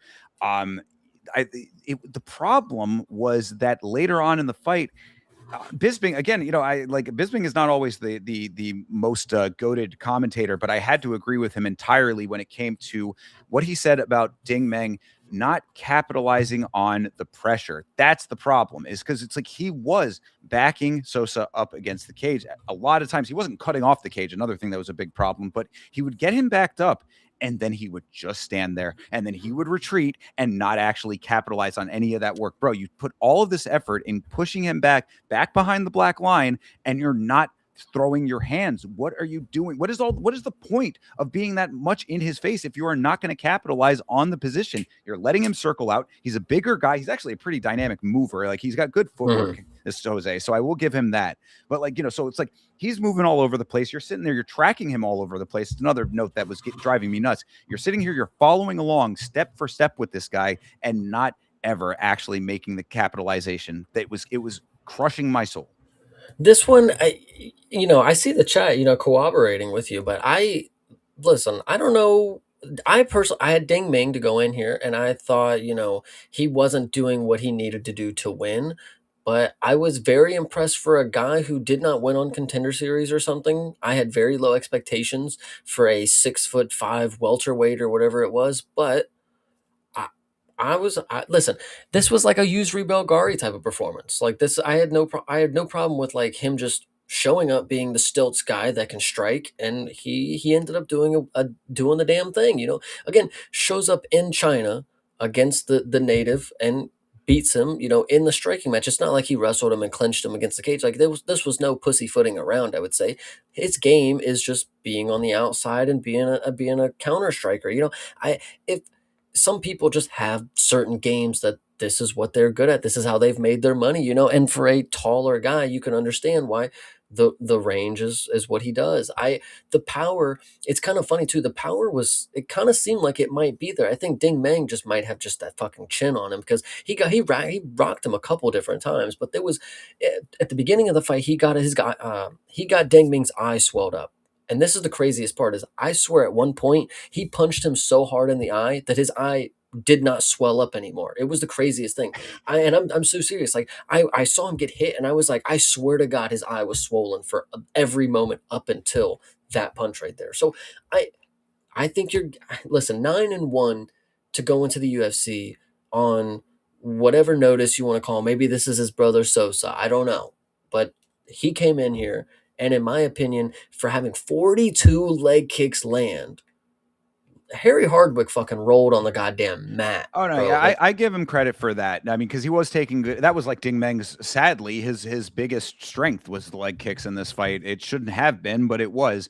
But really, I think that this is also like one of those elements. This fight, it kind of showcases the fact that there is a lot of optics when it comes to this sport, because Sosa was not throwing a lot in round 3. I mean, like, he was moving a lot, but he wasn't throwing a lot, but he was very confident coming into round 3. I guess because of round 2, he did have some success in round 2. So, I mean, I got to give him credit there. The solid knee connection in round 2, kind of set the trajectory on pace for him with that.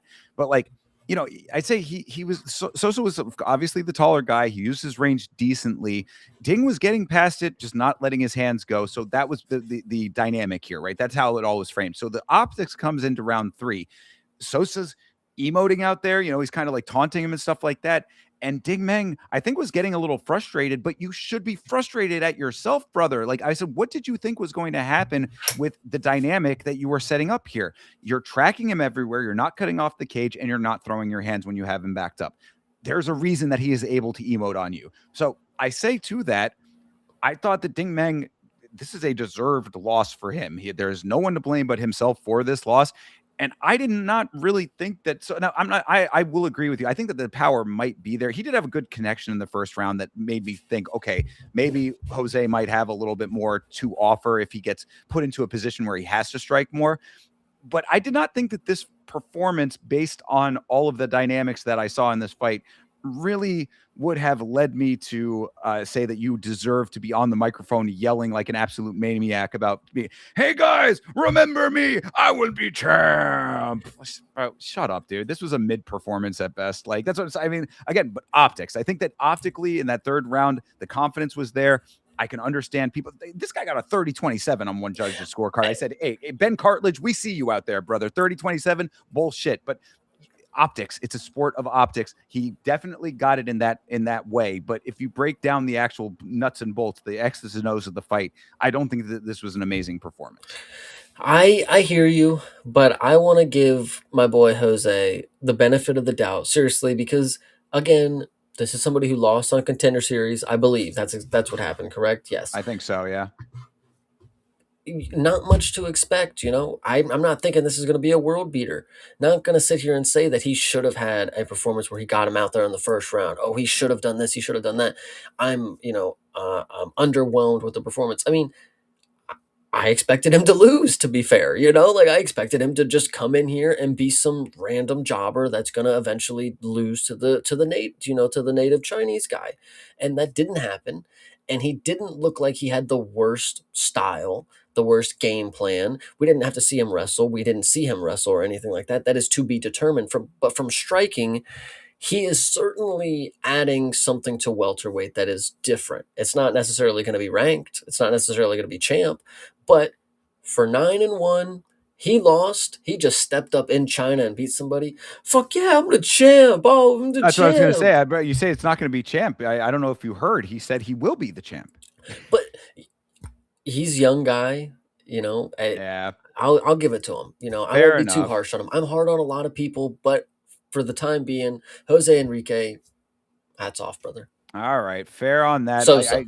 Yeah, right. So Sosa and pick a name and stick with it, I guess is what I would say to that part of it. But yeah, you know, like I've said what I said about it, but really, again, I must come back to Ding. This is a guy with so many knockouts on the record. You know, we were talking about that on the predictions. It's like this dude has a crazy pedigree of knockouts. So to see him having this much trouble when he did the things to get himself into the position to have the knockout shots be at least potentially there.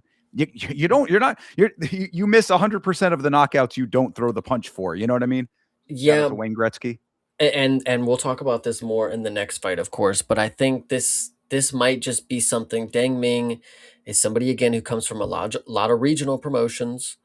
He's probably the tallest guy that he's ever been in the cage with. Like he himself, you know, he's probably never Yeah. been the guy who has to look up at the 6'5" guy. You know, like it is a very interesting style to fight. For if you were 35-9 and you've never fought somebody taller than you, I'm not gonna say it's your fault, but like it's just how the chips had laid, and you just happened to find somebody who got a 30-27 on one judge's scorecard. So Well, and that was the last note that I had is that this was a split decision, by the way. So 30-27 on one side, you always know how that is when it's a split decision. That means that somebody was dramatically wrong. And I would say that it was Ben Cartlidge with the 30-27 personally.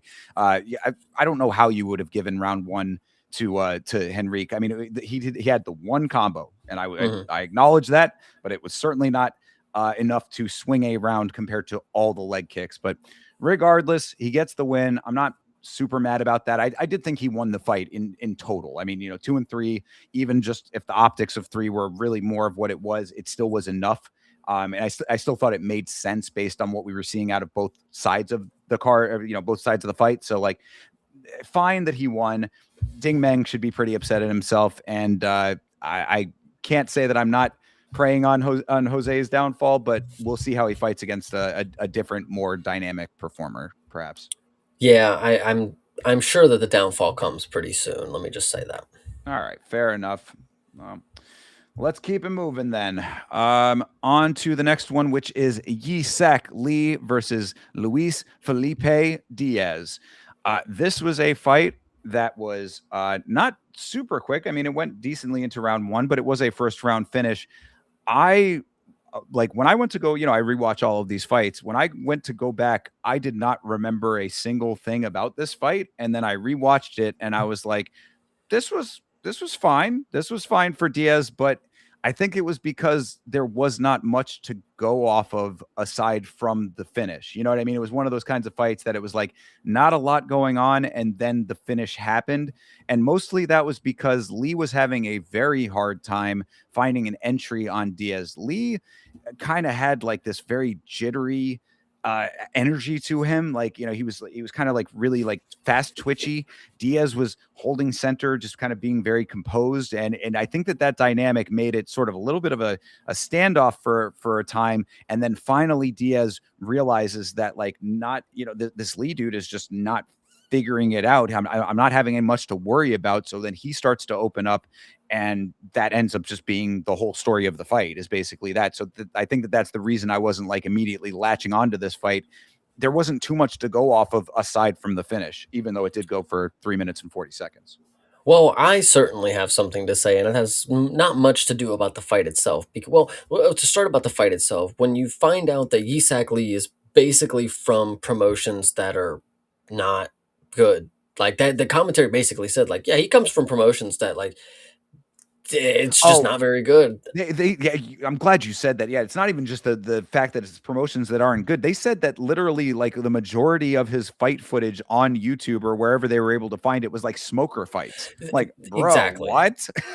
Yeah. So Yeah. when I heard that, I was like, okay, that's one thing that's a problem here. But the other problem that I have, and this is not the only guy that I'll bring up the issue with, some of the Asian guys, they are not fighting at their correct weight class. And that's just what the reality is. Because when you look at these two dudes, you see a middleweight and you see one of them who is built like a fucking refrigerator, who clearly could be at the weight class above. And then you watch the Asian middleweight come in and he has literal flab all over him. And I'm not saying that he's not devoted and he's not taking shit serious, but he's trying to be something that he's not. And this is the reality of what can happen. You have a dude who's clearly cutting a lot so he can have an advantage versus a guy who's just trying his hardest to make the weight above. Like, you could clearly be a welterweight and you could probably look like Dang Ming. Dang Ming's in pretty good shape, but Yisak Lee came in here with not much experience, not much real experience is what it seemed like. Smoker fights, sure, brother, but where's a referee? Like, where's officiating? Where's the octagon? Things like that. Like, it seemed to me that this guy had no idea what he was really getting himself into is unfortunately what I saw at the end of the day, because he looked, one, he looked a little too young, looked like a little not roughed up a little too much, and then the physique did not give me much, hope. And then the fight ended the way it ended, and then what can you really say? It's like the only thing that I say is I've seen this time and time again. If you are somebody, and Bo Nickel is somebody who is in this case as well.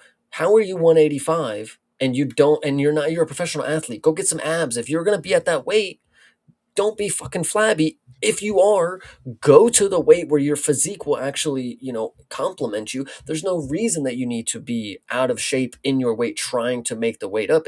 It's just going to be a disadvantage. Like, I'm not trying to say it in a I don't want to look at the fat person way. It's like it's scientifically the advantage that your opponent is going to get against you. Like, No, I think you're exactly right. I mean, like, I think that the issue, and I mean, I'm gonna I'll try to be a little sensitive about this, but I do think that there is, when you are a fighter from an Asian country, that region of the world, and you are tall, a lot of fighters from that region of the world are not very tall. So when you are tall, I feel like, because we actually heard this. This is where this is not just me just speculating 100%. We heard this from a fighter on the Contender Series. I don't know if you remember this, Chase. This is a there was a Japanese guy who said that he wanted to be at the heavier weights to represent. I want there to you show that there's big Asians out there. Like, Thank you. Yes, you do remember. Exactly. So I think that there is a little bit of an emphasis to try to be like the big man for your region. when what you're saying, Chase, is exactly correct. I mean, dude, you like a little bit of a weight cut would give you that size advantage at the lower weight. Just drop the weight, brother. I mean, it's like it is. It's a cut. That's the sport. You do that, you get the advantage at the lower weight. But you are correct in the dynamic. I mean, you see it in the pictures right now. I mean, like the pictures on screen right now. The size comparison is just it's night and day difference. It literally is. It's like a guy who is clearly has genetics and has clearly worked out and is disciplined versus a guy who has just been doing like bullshit. Like he literally doesn't even look like he's worked out. And again, I'm not saying he hasn't, but like it's optics. It all comes down to it. When you come out to the cage and you're 8-1, and they tell me that you have no professional background, basically, and you come out looking like this is like some Steven Seagal shit. I'm not gonna lie to you. Like this is what I felt like. I was completely duped right here. I was like, bro, they brought out the fucking local McDojo guy. Like, what the fuck is this? Yeah, and I don't remember. I mean, we don't look at the odds when we do our predictions or whatever, but I don't remember on the books Diaz being like a crazy favorite. So like this also feels like like Vegas might have gotten duped a little bit here because it's like, where did this guy come from? Why is he in the UFC? I mean, like we talk about like especially at middleweight, there are plenty of like bigger guys or guys who are like there are guys who are professional fighters that are in the exact same physiological makeup as Lee, who could have been in this fight with way more experience and more tenure to actually make this a competitive fight. Why did this? I guess because they're in Asia, because they're in Macau. I mean, this is not Korea. This guy's from South Korea. That they're not the same place. What is the reason that this guy got the call up? I mean, like, I don't understand why this, like, when I'm hearing the smoker fight thing, I'm like, what is the reason for this guy specifically? I don't get it. Yeah, I really I don't know. Maybe he had a big fan base. I mean, he was probably the local street legend or something, dude. I really don't know. Um, but Diaz, shout out to him. I mean, he came in and got it done. He had no problem beating up the dude who looked like he had no business being in there. Which I'm not gonna lie to you. If I was Diaz and you see a dude across you that, like, you look at Wes Schultz. Again, he's a dude that doesn't look like he fucking takes it that serious when it comes to the physique and all that stuff. But it's like no remorse. This is my opponent. If I saw the picture of him when I signed the contract, maybe I expected him to look a little different. But if he doesn't, round one knockout for my guy here. I mean, it's just how it goes. It's unfortunate, and I hate to just. It's really not even about the physique itself, but it's about the optics. Like if you are going to not look good, you better be damn fucking good, brother. Like Right. shit. Yeah, exactly. You got to be big country Roy Nelson out there. But yeah, the one thing I would say, this was one of the fights I did have marked as an early stoppage. Lee popped right back up after getting dropped. So, I mean, I don't think that would necessarily lend itself to being like he was certainly not out if you're right back on your feet immediately after getting dropped. But I don't think that this would have gone much better for him later on in the fight. So fine, but that doesn't, that's not what should be.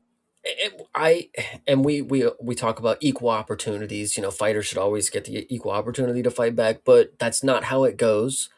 Championship fights, we often see a little more, or whatever you want to say, higher caliber fighters, we see a little more leeway. Knowing that this dude didn't really have much professional experience, at least again, and I say it that way because that's how it was presented to me. That's how the information came across, is this dude did not seem to be in the loop. But I thought the stoppage, like, he was probably gonna get his ass whooped some more, Oh, bro. Like, well, I mean, like if we had, because I remember when you came in talking about this fight, you were like, how did you not tell me that this, like, bro, if we had this lore dump that they gave us at the beginning of this fight, this would have been the biggest slam dunk no brainer. I mean, like, if people had known, like this, if I had known that the majority of the footage that they saw were smoker fights, this would have been bet the fucking farm on Diaz. I mean, like, yeah, just based on everything that we're talking about, plus that knowledge. But this is what they hold that back. They keep that information for fighter meetings because, like I said, the odds. I do not remember this fight having crazy like disparate odds. This was the featured fight of the prelims. yeah, So it's yeah. like obviously they thought there was something here, but obviously not to be the case. So yeah, this does suck. It was one of those like hindsight is 2020 kind of situations because Diaz could have fucking put your kids through college with this fight. Literally, yeah. Shout out to him. I mean, like I said, another day at the office, showed up and knew what he had to do in China too. He just showed up and just he took a flight to China and just changed his whole fucking life. 25K, whatever. Yeah, exactly. And now we still are left with the question is, we've seen plenty of, especially at middleweight. Again, middleweight is the exact right weight class for this circumstance. We've seen plenty of people at middleweight built like Diaz who don't necessarily equal up to being great fighters at the end of the day, or like elite fighters at the end of the day. So is Diaz that? I don't think that this fight necessarily tells us that, even though he did get a nice finish in it. So we will see him again. Just this is another one of those notes to keep in the back of your mind. It's like, okay, we're going to talk about Diaz coming into his next fight. His last fight was against this guy. So you got to keep it in perspective as to like what you should be expecting, The last thing that I'll say is because I remember, I didn't remember too much about Diaz going into when we were talking about it, but after I saw him fight, I remember exactly who he is because we talked about him for Contender Series, and I remember saying like again, Brazilian aside, I think there's a little bit, and this is a far fetch, and you just got to take a small sample size of what we've seen. There's a little bit of Alex Pereira in the game. He's very confident in his striking. He stands there and he's ready. Like, I don't know. I can see it. Like if you squint a little bit, it's like he might be looking up to Alex a little bit here. Oh yeah, no. Well, and that goes back to the first point I made about this fight is that like when Lee was trying to find the entry to actually start striking, it was almost a strange circumstance because he was so jittery. He had a very nervous energy about him, but Diaz on the other side, super calm. So Yeah. I can see the comparison at least in that regard. Hell yeah. All right. Well, do you think we see Lee again? I would love to see him at welterweight. I would love to see, because we're going to talk about somebody else later, but I would love to see these guys who clearly are not able to withstand, because Asian chin guys, we've seen it before. We've seen these big blockheads. They take punches and they will survive shit like no other. Tatsuro Taira, you just saw him the other day. That dude's chin is made like granite. But sometimes they're just not in the division where it's scientifically possible. So, like, I think that's just really what it comes down to. Weight classes matter. Weight cutting is a process. There is the numbers crunch, guys. Like I don't know how to tell you it like right now, but somebody somewhere knows that the guy with 3 extra pounds is going to be able to knock the dude out who's barely making the weight. I don't know. Yeah. All right. Well, if he comes back, then he definitely needs to not be at middleweight for sure. Yeah, welterweight is where you need to be, brother. True. All right. Well, that takes us to our resident weirdness for the card. This is Alex Perez versus Sumudaerji. I mean, this fight started off pretty well as expected. Sumudaerji dynamic with his movement. The range striking was there. The evasiveness was certainly there. Perez was also fighting as expected. He was striking his way forward, but he wasn't really landing much because Sumudaerji was too fast for him. He connected occasionally rather than consistently, is what I put in the notes on that. I think that maybe Perez might have slightly edged round one, but it was very, very close. I mean, I think that he might have, again, optics. I think the aggression might have been what ended up getting it more than the actual connections. He did have a sub attempt at the end of the round that might have pushed that over too. But the big note going into round two was that Perez did get fouled in round one. It was a quick little glancing eye poke, whatever. He waved it off pretty quickly, and then round two starts and things get a little bit different. Of course, Sumudaerji ends up dropping Perez, so it was off to a good start. The unfortunate part about what we're going to get into with the foul situation was Sumudaerji, if he was a finisher, this is my big note for this entire thing. If Sumudaerji was a finisher, this fight would have been finished. And that is unfortunate, because this, I go back to the importance of being able to finish your fights in mixed martial arts. Sumudaerji dropped him, had him in position to continue ground and pounding. And I'll talk about the referee when it comes to this in just a second. And I'll let you get to your points here too, Chase. But, going through the sequence of events, if Sumudaerji had the wherewithal to finish a fight in that moment, all of the rest of what we're going to be talking about could have been avoided. And that's a problem. Yeah, this one is an unfortunate situation. I'll let you continue when we talk about the breakdown of what actually, ends this fight. But yeah, I mean, this is exactly what I thought it was going to be to start. Alex Perez, bull in a china shop, just runs forward, swings these big old wild shots. Sumudaerji just skates by him, just steps to the side, just moves to the left, and Alex Perez just runs himself into the cage basically, and then he has to reset. Then he goes over and just does the same thing, runs himself into the cage. But anyway, yes, you are correct. He gets dropped. Alex Perez is not looking like he's going to win this fight. And then some hinkiness ensues. And I would love to actually play devil's advocate because, as somebody who is a fan of Alex Perez, I think he's very good when the time matters. When the opportunity strikes and the stylistic matchup is there, he can make great things happen. However, I would like to say that it a lot of people have been saying it wasn't the hardest illegal strike that they've ever seen. When you look at the strike that happened, it was a dick kick, but it was more or less of like a Well, it was like a dick flop, let me get to that in just a second because I Okay. want to address something before that because it leads right into this whole element of thing. And yes, I saw Half Dead Frank the Yes. legend in the chat. Your comment will be noted as well, sir. But before we get to the foul that you're talking about, which was as you described it, there was a moment that really bothered me. This is what I was talking about in the Discord earlier. If you're in the Discord, you saw what I said. Yeah, I was So really confused. So okay, continue. so Sumudaerji, this basically where I just left off. I talked all about leading up to this point. Sumudaerji drops Perez starting round two. Great start to this. And had he been able to finish on the ground, all of this could have been avoided. But he does not finish on the ground. He ends up readjusting position. Perez is trying to kick the legs out, so he's not able to get a flush, top down position. He's kind of having to readjust a little bit. Sumudaerji ends up disengaging, but he's sort of hovering over Perez. Perez still on the ground. Sumudaerji is kind of up and over him. The referee, this referee's name is Mark Craig. I actually saw Mark Craig on the road to UFC, and I liked this guy. He's a no nonsense guy. I think he's Australian. He almost reminds me of like an Australian Mark Goddard in the like the gruffness, like he's gonna give it to you straight kind of thing. He wants no It, nonsense. this might be the. Does he look like Mark Goddard too? A little bit, yeah. This might be the power slap guy. This It is the could power be slap guy. Yeah. probably then, yeah, kind of a bigger, huskier version of Goddard a little bit. No, Oh, maybe then maybe not the yeah, same then guy. maybe This is like not. a smaller. This is like a mini kind of Goddard Oh, that no, I'm no, no, talking no. about. No, I don't think so. Then, yeah, he's kind of a bigger, sort of stockier guy, but he's got I believe, an Australian accent. But either way, this guy, it's Mark Craig. I'd seen him on Road to UFC. I thought it was pretty good on that show. I was pretty happy with the way that he handles, he's a dude. He commands presence. He almost reminds me a little bit of Beltron in that way as well. Like Beltron's, like a dude who's like, I tell you what I want. You're gonna follow the rules, all that kind of stuff, etc. I was happy with this guy up until this point. He makes a glaring error in my estimation here, especially with how the rest of this fight would play out. Sumudaerji, as I said, is hovering over Perez on the ground, and he's deciding whether or not he wants to re-engage. Mark Craig just he makes the executive decision to get in between Sumudaerji and Perez and stands up Perez. Brother, that is not your choice to make in that moment. You need to establish that that's what Sumudaerji wants. You don't get to decide that for him.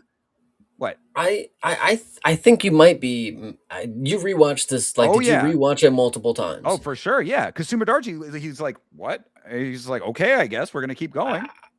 I feel like I know what you're talking about. Maybe it was a different time. Well, I guess it was the only knockdown, but I swear, because when I was watching it, I know what you're talking about. And the way that I read it, I'm pretty sure I saw Sumer Darji wave him up, but he didn't give him room to back up. And then the ref was like, go on. Like, I so mean, that's the way I read it. But I mean, I'd have I to do look at his agree hand. it was weird. I'd have to look at his hands again, but I mean, like this was pretty clear cut to me because he was close to him, looking to see. I thought that he was going to go for an overhand, like he was deciding in his mind if he wanted to do that. He disengages. He's close enough hovering. Look, we know how it is when you decide you want to stand somebody up. You stand up straight and you back up and you wait, and then the referee looks at you and says, "Okay, now guy on the ground, get up."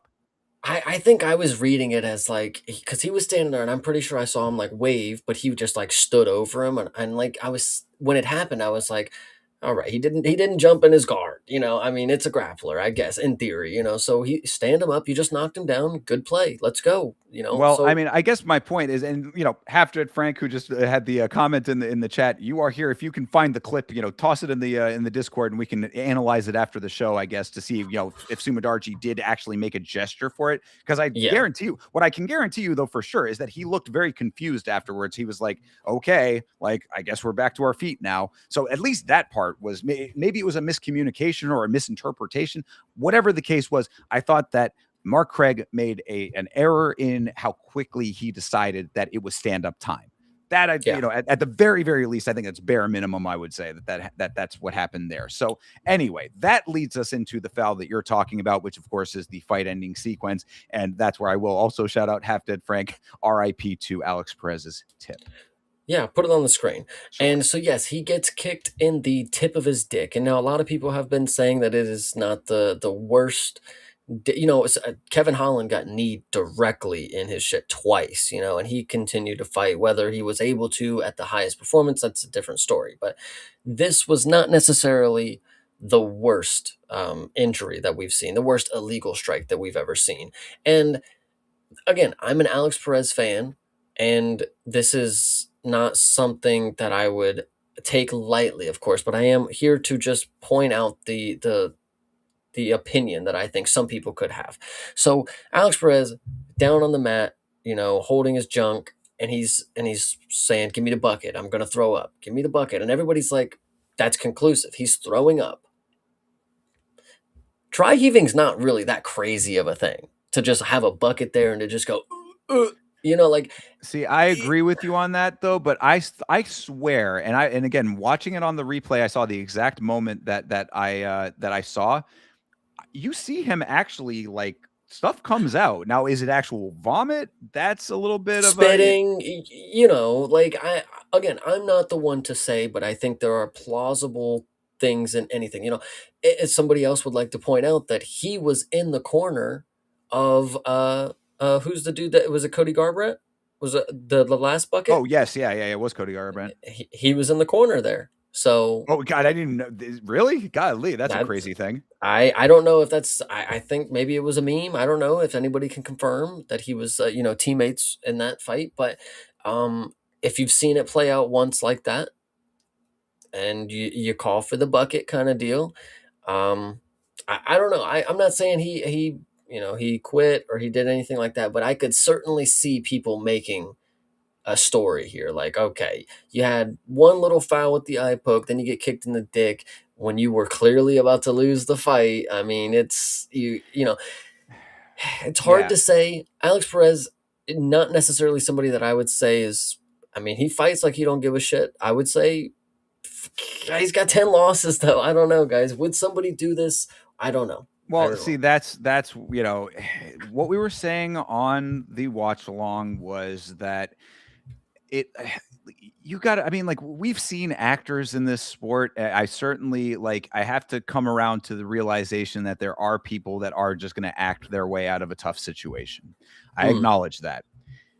I mean, maybe some guys are just better actors than others. He was in that bucket repeatedly. I know that I saw something come out of his mouth. So it's like, are you just that good that you can just make that happen, even if it's not full on vomit? That it's like you can you just dry heave up enough phlegm or whatever other substance is coming out of your mouth to make it seem like it is worse than it is? I would not be saying this if I could not pinpoint specifically a time I saw something come out of his mouth. That's where it all comes down to for me, because to me, that seems like it is a very difficult thing to fake. Like, regardless of whether it's vomit or spit or whatever else it is, like I mean, you have to there has to be an inciting incident for something to come up in some way. So I gotta believe. I mean, like, I gotta believe that there was something there, and also, the thing, because I agree. Also, it was a glancing shot that that did not look like we've seen ridiculously bad nut shots before. I mean, fight ending nut shots. You brought up Kevin Holland. I mean, like, we've seen really bad ones in our time. This did not look like that. Hard to say, I guess. It's just what I come down to at the end of the day. I wanted to give him the benefit of the doubt. I certainly didn't think that like, because this is just a bad look to go out that way anyway. You know what I mean? This is like, I don't think that anybody really should have or should want to have this attached to them.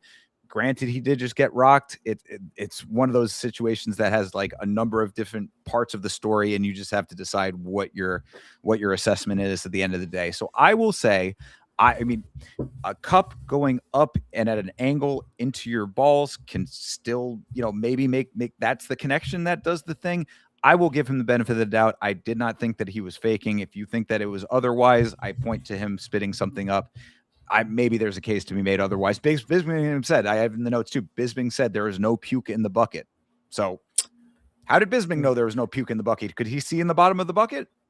It's funny because I was not going to bring that up, because I was going to say in the call, Meng told me, he was like, Bisping just said there was no vomit in that bucket. And I was like, oh, come on. There's no way he would say.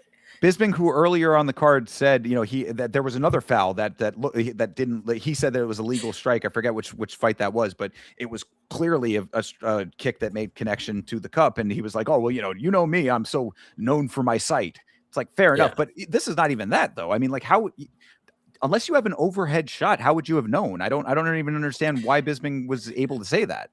And listen, I'm not trying to get too personal about my own self, but bleeding edge, I will also go ahead and agree. I've got to say, I feel like I can force a coughing fit at almost any time and work myself up into into throwing up like that. Me personally, I'm not other people, but I would beg, if I got kicked straight in the dick, I would say throwing up might be okay, but I would say that it might be a lot easier to just kind of dry heave your way into doing it. If you've already been kicked in the dick, you're probably already wanting to throw up, but not necessarily doing it.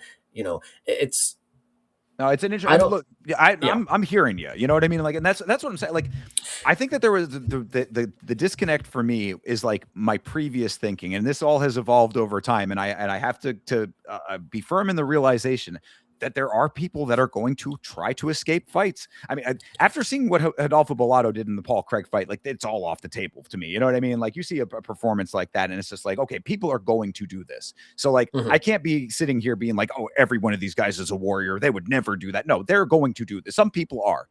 Is Perez the guy that is going to do this? And is this that situation? I'm hearing what you guys are saying as well. You know what I mean? That's what I have to come down to. You're making a good point, and the thing is not everybody is a warrior all the time. Some people, if this is the situation, and maybe this is the one and only time that Perez has ever looked out of a way of a fight, maybe. I mean, what can you do? I personally don't believe it. This he's overcome a lot of injuries to continue on in this sport. He clearly wants to be here. I don't think he's the type of dude to look a way out of it, because who knows when he's going to get another fight now. I mean, I don't. Yeah, I mean, you make a good point about Perez specifically. This is the guy who planted weird in the Tatsuro Taira fight and was out for a year plus. I mean, like, this guy was injured very traumatically in that fight to the point that he was sidelined for a large amount of his career. You'd think that this would be a guy who would be wanting to not only get the show money, but the win money if he had the ability to. And again, these are all just external parts to this conversation that make it hard to know the truth. And I guess maybe only he will know the truth, but take your pick. I mean, I heard during the fight, I think it was CTE came in and was saying that Twitter was all up in arms about this, a whole lot of opinions about it, going all over the place when it comes to this. So, you rewatch the fight, you could, thankfully, because this was actually something I wanted to mention too. I was curious if Paramount Plus was going to show the entire footage or if they were going to edit any part of it. Thankfully, they did not. So you get the entire, as we saw it on the broadcast footage. You'll see all of what we had seen as far as what he was coughing up or whatever ended up happening with that. Draw your own conclusions, because really at the end of the day, it's no contest, and that's about as good as we're going to get. I don't think we're ever going to really get a firm answer one way or another on this. True, 100%. So no contest indeed. I felt bad for Sumudaerji because, it seemed like he was mounting the victory that you and I both thought he was going to get. And, that really also stings because this could have been another one we were correct about. 100%. Yeah. All right. Well, moving on to the next one here. This was one that warmed my heart, and I'll tell you why. Okay. This is Jake Matthews versus Carlston Harris. Of course, Carlston Harris is coming in, filling in for Muslim Salikov, who pulled out for question mark. We don't know why. Another, I think injury was for him, but still another guy. This is number 3 of the 3 that changed up on this card. A lot of changes on this card, as we had said. This is, I believe, the last one of those. But so Jake Matthews is going up against short notice Carlston Harris. And what I said going into this fight, I didn't have any bets on this fight specifically until right before it started, because I recalled Carlston Harris is a dude who I call him the unsinkable Carlston Harris. He's a dude who he's just a survivor. Like he has been, I mean, it's not like he has not been finished. I mean, I believe that he has been finished more than once in his career, I believe. But the point is that like you have to drag him to hell. And he got dragged to hell in this fight, but did he ever go out? Did he ever get to the point of no return? No, he did not. So right before this fight started, I said, Jake Matthews by decision. And I was correct on this, because I'll just go directly to my last note. I said, when the nuclear bombs are dropped, the only survivors will be the Roaches and Carlston Harris. Because this dude, he went through fucking hell in this fight. Like this dude was like, I said 30-25. There were 30-25s, and you can see one of them on here, or a 30-25. 30-27s for the other two. I don't know why they didn't go lower. This 30-25 is a legitimate score for what we saw in this fight, I thought. I actually, it's pretty crazy, because we talked about a fight earlier that I said potentially could be fight of the night, if there was not other ones that were better. But you are actually sitting here glazing Carlston Harris right now and the Jake Matthews fight. This for is not dying, bro. What are you talking? Did he not survive? Did he not make it to the horn?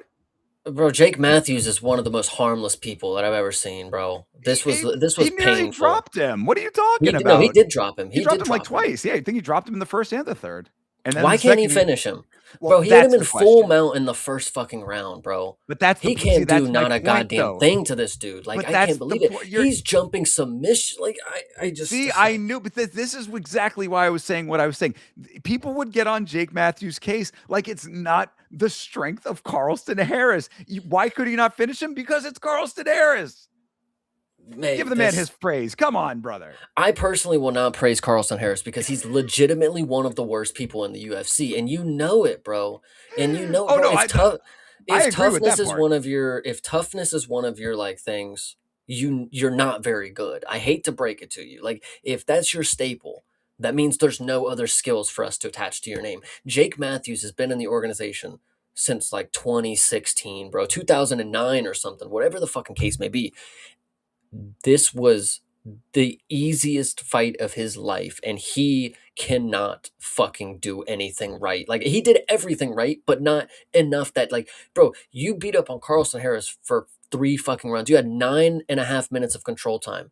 And this was arguably one of the worst performances that I've ever fucking watched in my life. Like, this was so bad, because the entire time you're saying, okay, he's got him, full mount, finish him. Oh my God, what are you trying to go for submission for? Oh my God, what are you doing? And then the round ends. Oh my God, he drops him flat on his face. Go ahead, finish him. What are you doing submissions for? Oh my God. I agree with that part of it for sure, because that's the one thing, again, going back to like the minor glaze of Carlston Harris. The one thing he was doing very well after all of what you just described is he was fighting the submissions. I mean, like his submission defense was there. So it's like, bro, you're seeing that the submission defense is there repeatedly. You dropped him. Why is this happening? I agree with you on that for sure. No, Jake Matthews, bro. I mean, if there was ever hope, I only needed 2 fights to know, guys. If you've been watching him for 10 fucking years and you still think this dude is decent or he's pulling out some sort of championship run, I'm breaking it to you right now. Carlston Harris is one of the worst fighters, bro. Like, and listen, I'm not even trying to rag on him, because he is a tough dude. He doesn't get submitted. But did you guys know Guyana it's South American? He has grappling. I don't know if you guys knew. They have grappling there. Like, yeah, Jesus Christ. Kind of a unique case with Guyana, but it is South America, but it's sort of a little bit more to it than that. But no, I mean, Carlston Harris, I talked about him earlier. He has some of the most awkward striking in the promotion period. And as you say, being tough, it's what I call Felicia Spencer syndrome. R.I.P. to the legend Felicia Spencer, not dead in real life, but dead from the promotion. But that's because she was the toughest punching bag that I had ever seen up until that point. Goes in there with Cyborg and just gets annihilated for 5 rounds. It was just like that you do not win off of toughness alone, is what that means. And Carlston Harris certainly lived up to that in this fight. So I certainly agree with that part of it. Yeah, Jake not being able to finish this fight is unfortunate. Sometimes people are just too tough to be finished, but I do think that he himself even acknowledged in his post fight that it was like, I needed to play it a little cautiously in there. I needed to make sure I got the win, blah, blah, blah. Thanks for stepping up so I can feed my family off of that and this kind of stuff. And it's like, dude, I mean, all of these are cope is what it sounds like, That family would have fucking loved $25,000. It's another good point. Absolutely. You were not wrong with that as well. So yeah, no, this was unfortunate for Jake after having such a great performance. Otherwise, I mean, like the solid boxing fundamentals were like, that's what's most surprising to me about it is like you are showing off technique that against an awkward, strange styled fighter who you obviously have a tremendous advantage of also on short notice. I mean, like you could not have had a better set of circumstances to get a highlight worthy knockout in this fight or a finish of any time. We were talking on the watch along saying that like Jake, he's fine on his feet. Like I said, the boxing fundamentals looked good there and he got the drops. He's even better off of his back. I mean, this is more of a submission guy than a knockout artist. I would think a lot of people would class him as. Pick one, brother. Pick a fucking sub or a knockout, but pick one. You have the opportunity for either. Yeah, I just hate it's so unfortunate when somebody comes in and they have a win, but like you have to be real. You have to be so fucking real, bro. Like there's a reason Neil Magny was able to pull off the fucking win, Like it's because you are unable to put people away. And it's not because they're so tough. If you want to listen, Carlston Harris is a tough guy. Very, very tough guy. He's in the UFC. He is a lot tougher than 90% of the whatever. Jake Matthews. This is the same thing with what's her name? Zombie girl. The fucking Kushweda? against no, Chris, not Zombie girl. I'm sorry. I'm thinking of Luana. Luana Panera? No, god damn it. The one who faced Carolina, the Polish girl. Yeah, Polastri, Julia Polastri. Same thing with her. She fucked around and fought her for 3 rounds when she could have finished her in the first. And then like we want to talk about how tough Carolina is. Like, yeah, she's tough, but like no amount of toughness can stop body shots. We've seen this before. And like in that specific fight, she kicked her in the fucking body so many times that she almost folded her like 6 times. It's like at some point you have to finish the fight. If you drop him on his fucking face, bro, how do we have a decision being called? Like Jesus, Jake Matthews, bro. It is true. I acknowledge that. I certainly do acknowledge that. And really, I mean, you talk about Matthews being harmless. Again, I go back to the fact that Carlston Harris has the most awkward striking in the promotion. It's amazing to think that he ever has success with the striking that he has. So it's like you don't have anything coming back at you. I mean, from round 1 into round 2, and then especially into round 3, there is no threat coming back in the slightest. Harris had no other options in this fight but to survive. You have to be the one to overcome the survival element of things, I find it even more interesting too because there's a level of glaze to this Jake Matthews dude for no fucking reason. How many other fights have you seen that they get 10-8s? This dude only landed 100 fucking strikes in the fight, guys. Where do we see a 10-8? 9.5 minutes of control time. Where was the 10-8? I'm confused here. If 100 total strikes, he averaged 33, 36, whatever it totals out to be. That's a 10-8 round. Maybe well, I mean, if you drop him and he does nothing else in the round. Where's the other round? Where's the other round that got the 10-8? Yeah, I mean, I would probably agree with that part of it. I'm just Jake Matthews apparently is just so fucking good. He can 30-25 somebody, but he barely fucking does anything that is like I'm just so upset with this dude. Like, how have we been watching him for so long? Like I haven't been, thankfully.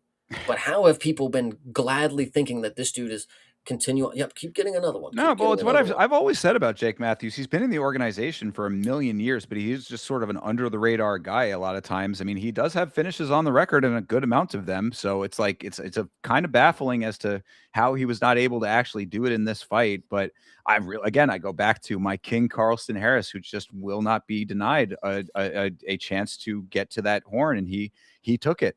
You know, I the dude cannot be sunk. I will believe it for this one, but from here on out, there's no Jake Matthews finish ever in the parlay betting odds future. I would say Well, it just can't be possible. I I'm not mean, if gonna you lie. like you brought up the fight yourself, man. I mean, if Jake Matthews can literally win a fight and then lose the fight by the same method in the same fight, I think that tells you all you need to know. This is just a dude who, it's not there. Yeah, It's like the actual like killer instinct. Definitely not the killer instinct. That's definitely not there. But the navigation of a better standing within the way that he is viewed is just not going to be that. true. Yeah, So, yeah. all right. Well, He's the Australian Alexander Hernandez. There you go. uh, okay. I mean, I think it tracks. Not again, not the worst comparison as even to like being just a middle of the road guy. It's like because at the end of the day, it's still going to be a win on the record, right? I mean, that's where what the takeaway is. But like the nuts and bolts of this fight, and to know that he didn't finish it is kind of just baffling and bizarre. And like I get it. He's been around the sport for a while. He is a veteran. He may still be young. But like at the end of his career, when he looks back at the 21 years that he's been in the organization, like these are the moments that like you could have had fans that remember Jake Matthews. Right. Like but nobody, and I'm not trying to be it that way, but like nobody's gonna look back and be like, man, you remember that Jake Matthews fight with Carlston Harris? 21 years of his fucking career. You remember that banger that he had, that 30-25 performance against Carlston Harris? Yeah, that's my guy. Like it's Yeah. just not fucking happening because of god damn. No, Yeah. I get you. I understand. I understand the perspective on it for sure, especially against short notice opponent. Anyway, we don't need to go into it all over again. But Yeah. yeah, it's unfortunate. It's unfortunate. So do better, Jake. You're 23-8. Start doing better now. Yeah. Yeah. All right. Well, let's move on to the next one. Kai Asakura fought Cameron Smotherman, and I was very happy to see Kai Asakura do what we thought he was going to be able to do, which is finally capitalize and deliver on the promise that he showed in Rizin Fighting Federation. I thought that this was exactly what you needed to see out of him. But I don't think that we called. I think that we called this pretty well, exactly to a T. And because of that, it does still leave lingering questions about Asakura when it's not as handpicked an opponent as Smotherman was. That's the exact thing that I want to bring up. I am very happy for Kai Asakura. This is in the sports world. He is on a win. He got a knockout. Great. I think this is one of the dirtiest things that I've ever seen done.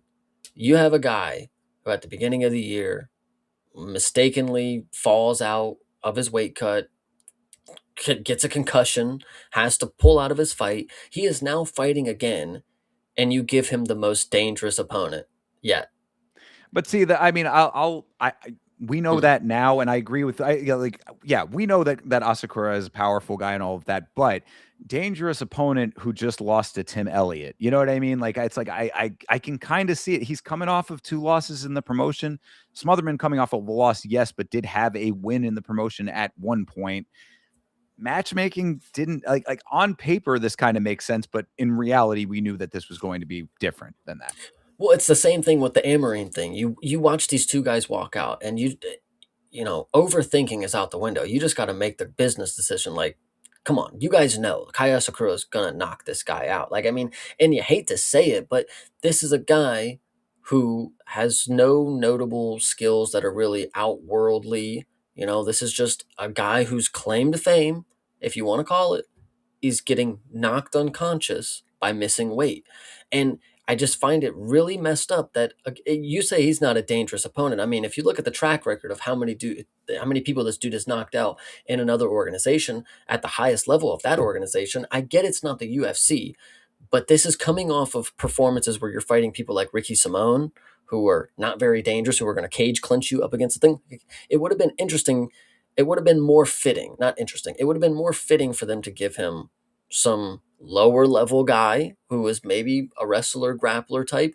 But no, let's give him the global superstar to give him the round one knockout. Well, Like that's that's what but we need. right, but that's the point. Is exactly. I mean, because we said that on the prediction was that this was a hand picked matchup to prop up Asakura. If he had the reason that I think it makes sense, and I'm not justifying it, but I think that in the promotion's thought process at least is it's like if we are going to give you we saw what happened with Tim Elliott. That's a tricky guy. He's got a unique style, whatever. You couldn't figure that out. We gave you the champ. You definitely couldn't figure that out. So, we're going layers deep now, right? Where, we're one layer down from the champ. Now we're one layer down from Tim Elliott. You're going layers down. I mean, like the layers are going deeper and deeper when it comes to that. Smotherman is the exact opponent with the exact style that if you can't beat him, then there is no more for you. And then, we now know that, like, what are we supposed to do with you, bro? Back to Ryzen. I mean, like you got 3 strikes, you're out kind of thing when it comes to what we are offering up to you. So I think for that reason, in the promotion's eyes, this made perfect sense. This was what exactly to a T was supposed to happen, but it happened against the exact guy it was supposed to happen against. How does he fare against somebody who is not going to stand there and be the target? Yeah, it's just unfortunate, man. I feel bad for Cameron because he really got a bad end of the deal here. I mean, he obviously signed up for it. He might have been a little confident that he could get this done, but Kai Asakura did exactly what Kai Asakura was supposed to do. He came in here with a lot of confidence, got the first round knockout, didn't face much adversity, which we are still yet to see if he's going to be able to fight through the level of adversity that the UFC could bring to him. Submissions, that's kind of easy, but fighting through with broken nose, bleeding, these are different things that we have to find out if he's capable of, you know. And Smotherman was just not ever going to be able to offer that. And the round one knockout, it's very nice, it's cool for Asakura, but I genuinely this kind of felt like what's his name, Yisak Lee. It's like, bro, they kind of found just anybody. Like they But really it's not just though. I mean, we've seen Smotherman before. I mean, like, it's like this is not no. I mean, that's not an apt comparison. I mean, he's a trained dude. I mean, he he has a Jake he has a Hadley, yeah, he has a unanimous decision win over Jake Hadley, who is losing in PFL right now. So correct. I give you this. That's fine. But then other than that, I mean, Sierra City unanimous decision loss, Ricky Simone unanimous decision loss. These are not people that are necessarily going to just put your lights out. But hey, after you've concussed yourself after you missed weight, get back in shape. We're going to give you a guy who can knock people out now. Like, True. it's just it Yeah. kind of just feels fishy. I know it's the sport, but like why are we hating on, why did bro get this fight? Like, bro, any other fucking crotch sniffer out there could have fucking went up against him again. You gave him Ricky Simone already. Because Like he's the guy that's going to stand in front of him. That it's again, this is, I'm telling you, you're right. And you answered your own question. It's the sport. You know what I mean? yeah, It's the promotion. They wanted this. So it's like, and again, go back to my original point. If Asakura had not been able to do this, then it would have been a big problem for him. You know what I mean? Then the promotion would yeah. have seen everything they needed to know. So this unfortunately was what was supposed to happen in this fight. I did want to note that for the time that this fight lasted, I thought that Asakura showed some really nice footwork. His directional shifting that he does makes him very hard to track, which I think, early on for some other men was going to be a problem. It's going to be a problem for anybody who stays on the feet with him. So yes, a crotch sniffer in the next fight, probably what he's going to get and probably is going to have problems with. So, Mhm. we'll see if that ends up being the case. But to keep him around and to give a little bit of shine to a champion that does have some tremendous knockouts in Ryzen and came in with a lot of heat. If you recall the lead up to the fight with Pantoja, like, I saw that cleaved chin, where he split the guy's jaw in half. That X-ray was all over the place. Like, this was a narrative that they were trying to build. They put a lot of resources into this guy. So to have him dramatically stock dropping. Oh, did I lose Chase? Am I here? No, I'm Hello? here. You're good. Oh, okay. Sorry, I had We're a here. little blip. To have this guy dramatically stock dropping the way that he had been in here is just, you need a little bit better out of him to capitalize on your own investment. So I think that again, it's not like necessarily what you want to happen, but it is the outcome that they desired out of it. And now we'll see if he can hang with anybody else, you know? Yeah, at a more comfortable weight class, we will definitely see if that's what was missing all along, you know? I don't know. It's kind of funny. Yeah, absolutely. Kind of funny indeed. Yeah. Yeah, I mean, Asakura was a little bit emotional in his post-fight speech. I felt good for him. I mean, outside of all of what we just described, it is nice to see him finally get a win in the UFC. So, shout out to him. Again, we got to see what the next version of things are, but for right now, can't complain about what you saw out of Asakura. Absolutely. All right. Well, speaking of, I mean, same basic concept in this next one here. Sergei Pavlovich versus Tallison Teixeira. We talked a lot about, the previous version of Sergei Pavlovich, the version of Pavlovich that was the boogeyman of heavyweight. And does this signal a return to that? Hard to say based on what we saw in this fight, but he certainly did finally get back to knocking people out. So that at least was nice to see. Yes, this was a great one. I am happy to say that Pavlovich did come through. I was skeptical to believe that he was going to do it. But I think this goes back to what you were saying about Smotherman. I think Tallison is just the type of dude that is willing to stand in front of these guys. And credit to him, he came in there confident. He stood in front of Pavlovich, and I think I maybe mentioned this about Kevin Christian. It's unfortunate when you are so tall and so skinny because you don't have, you may be tall and you may have more mass, but like if me and you, me personally, are the same width around, there's not enough muscle that you can have that's going to stop a dude like Pavlovich's punch. Because as you see in the replay, none of these punches that he landed were flush. Like they were just his forearms just swinging across this dude's head. And he's so powerful that anything that lands literally knocks this dude's fucking head across the fucking cage. And Tallison, again, shout out to him for having some balls. He walks in there, and when he gets dropped and he's falling, like you can see in his face, like he's having a decent time, but he's just not fucking winning. He never fucking does, apparently. He gets put up against the cage, smashed in the back of his head, and then we get another one of these I'm still here kind of fucking knockouts. And it's like, oh my God, Tallison, I hate it is quite funny because while he gets knocked out in very hilarious fashions, by Derek Lewis, and now this one, there is some credit to he wasn't actually unconscious. He both times he was still there. So I guess there's some validity to like him. But again, when you are not a very thick, stern base kind of guy, punches from these guys that are massive heavyweight punchers, they will just fold your appendages over. Like, bro, if you try to block, I'm still gonna break it to you. You're going to feel him punching you. Yeah, Right. like Yeah.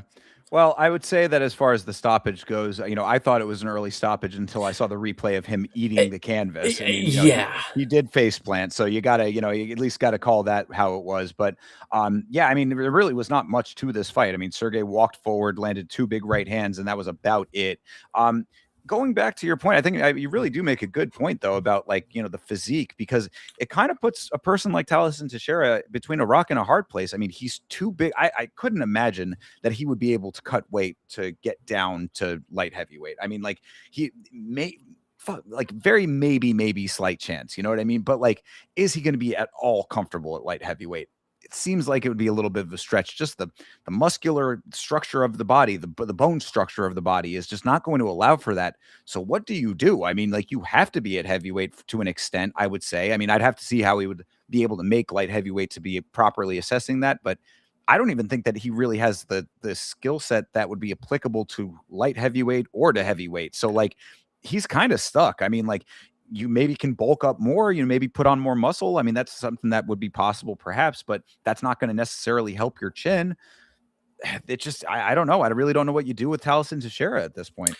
I personally am not the biggest fan, and he is not winning currently, and there's not really much to say for him going forward, but he gets knocked out in very funny ways. I mean, you have to give credit. Like again, some people are willing to go in there against the people that won't, and not just willing to go in there, because if you remember what Waldo did against Sergei, I mean, it wasn't fireworks, it wasn't the greatest fight, and Pavlovich didn't knock him out, but Tallison, he's willing. I don't know if it's straight delusion or if he's just no care in the world, but he goes in here with the idea that I could get knocked out, and he oftentimes does, and I think it is enjoyable, to say the least. So if he's going to be the guy that gets all these guys back on their KO streak, give him Waldo next. Fuck it, brother. I don't care who it is. Like, Jesus, I actually said it should be Ryan Spann, but we'll see how it goes. Either one, and if he just plays the Johnny Walker role in that regard, then nothing wrong with that, I guess. I mean, probably wrong for him, but not for us. Well, because if you think about it, if he stays around long enough, there's one or two heavyweights that'll come around that he can get a win off Oh of. I yeah, mean, your yeah, Justin definitely. Taffas are going to show up, Sure. Yeah, no, So I agree with that. Yeah, yeah. Well, and see that this is, and I mean, I don't want to take too much of a diversion on this, but this is the heavyweight of this type pipeline. You mhm. come in, you get a low level win, you get a good dramatic win. The elbow knockout of the Tafa was certainly one that was highlight worthy. You get shot up to the top, you drop back down. This is actually times two of that, if you recall, because the win over Tuivasa, shot back up and then Yes. drop back down again. So it's like people like this are just going to be on the merry-go-round, and heavyweight is just going to continue to circle the way that it has been. So you are correct. He will certainly be able to get wins again. There are plenty of people that he is going to be able to beat at the lower levels. He will be able to stick around for that. But then anytime that they raise him back up, right back to getting knocked out and right back to that being comical.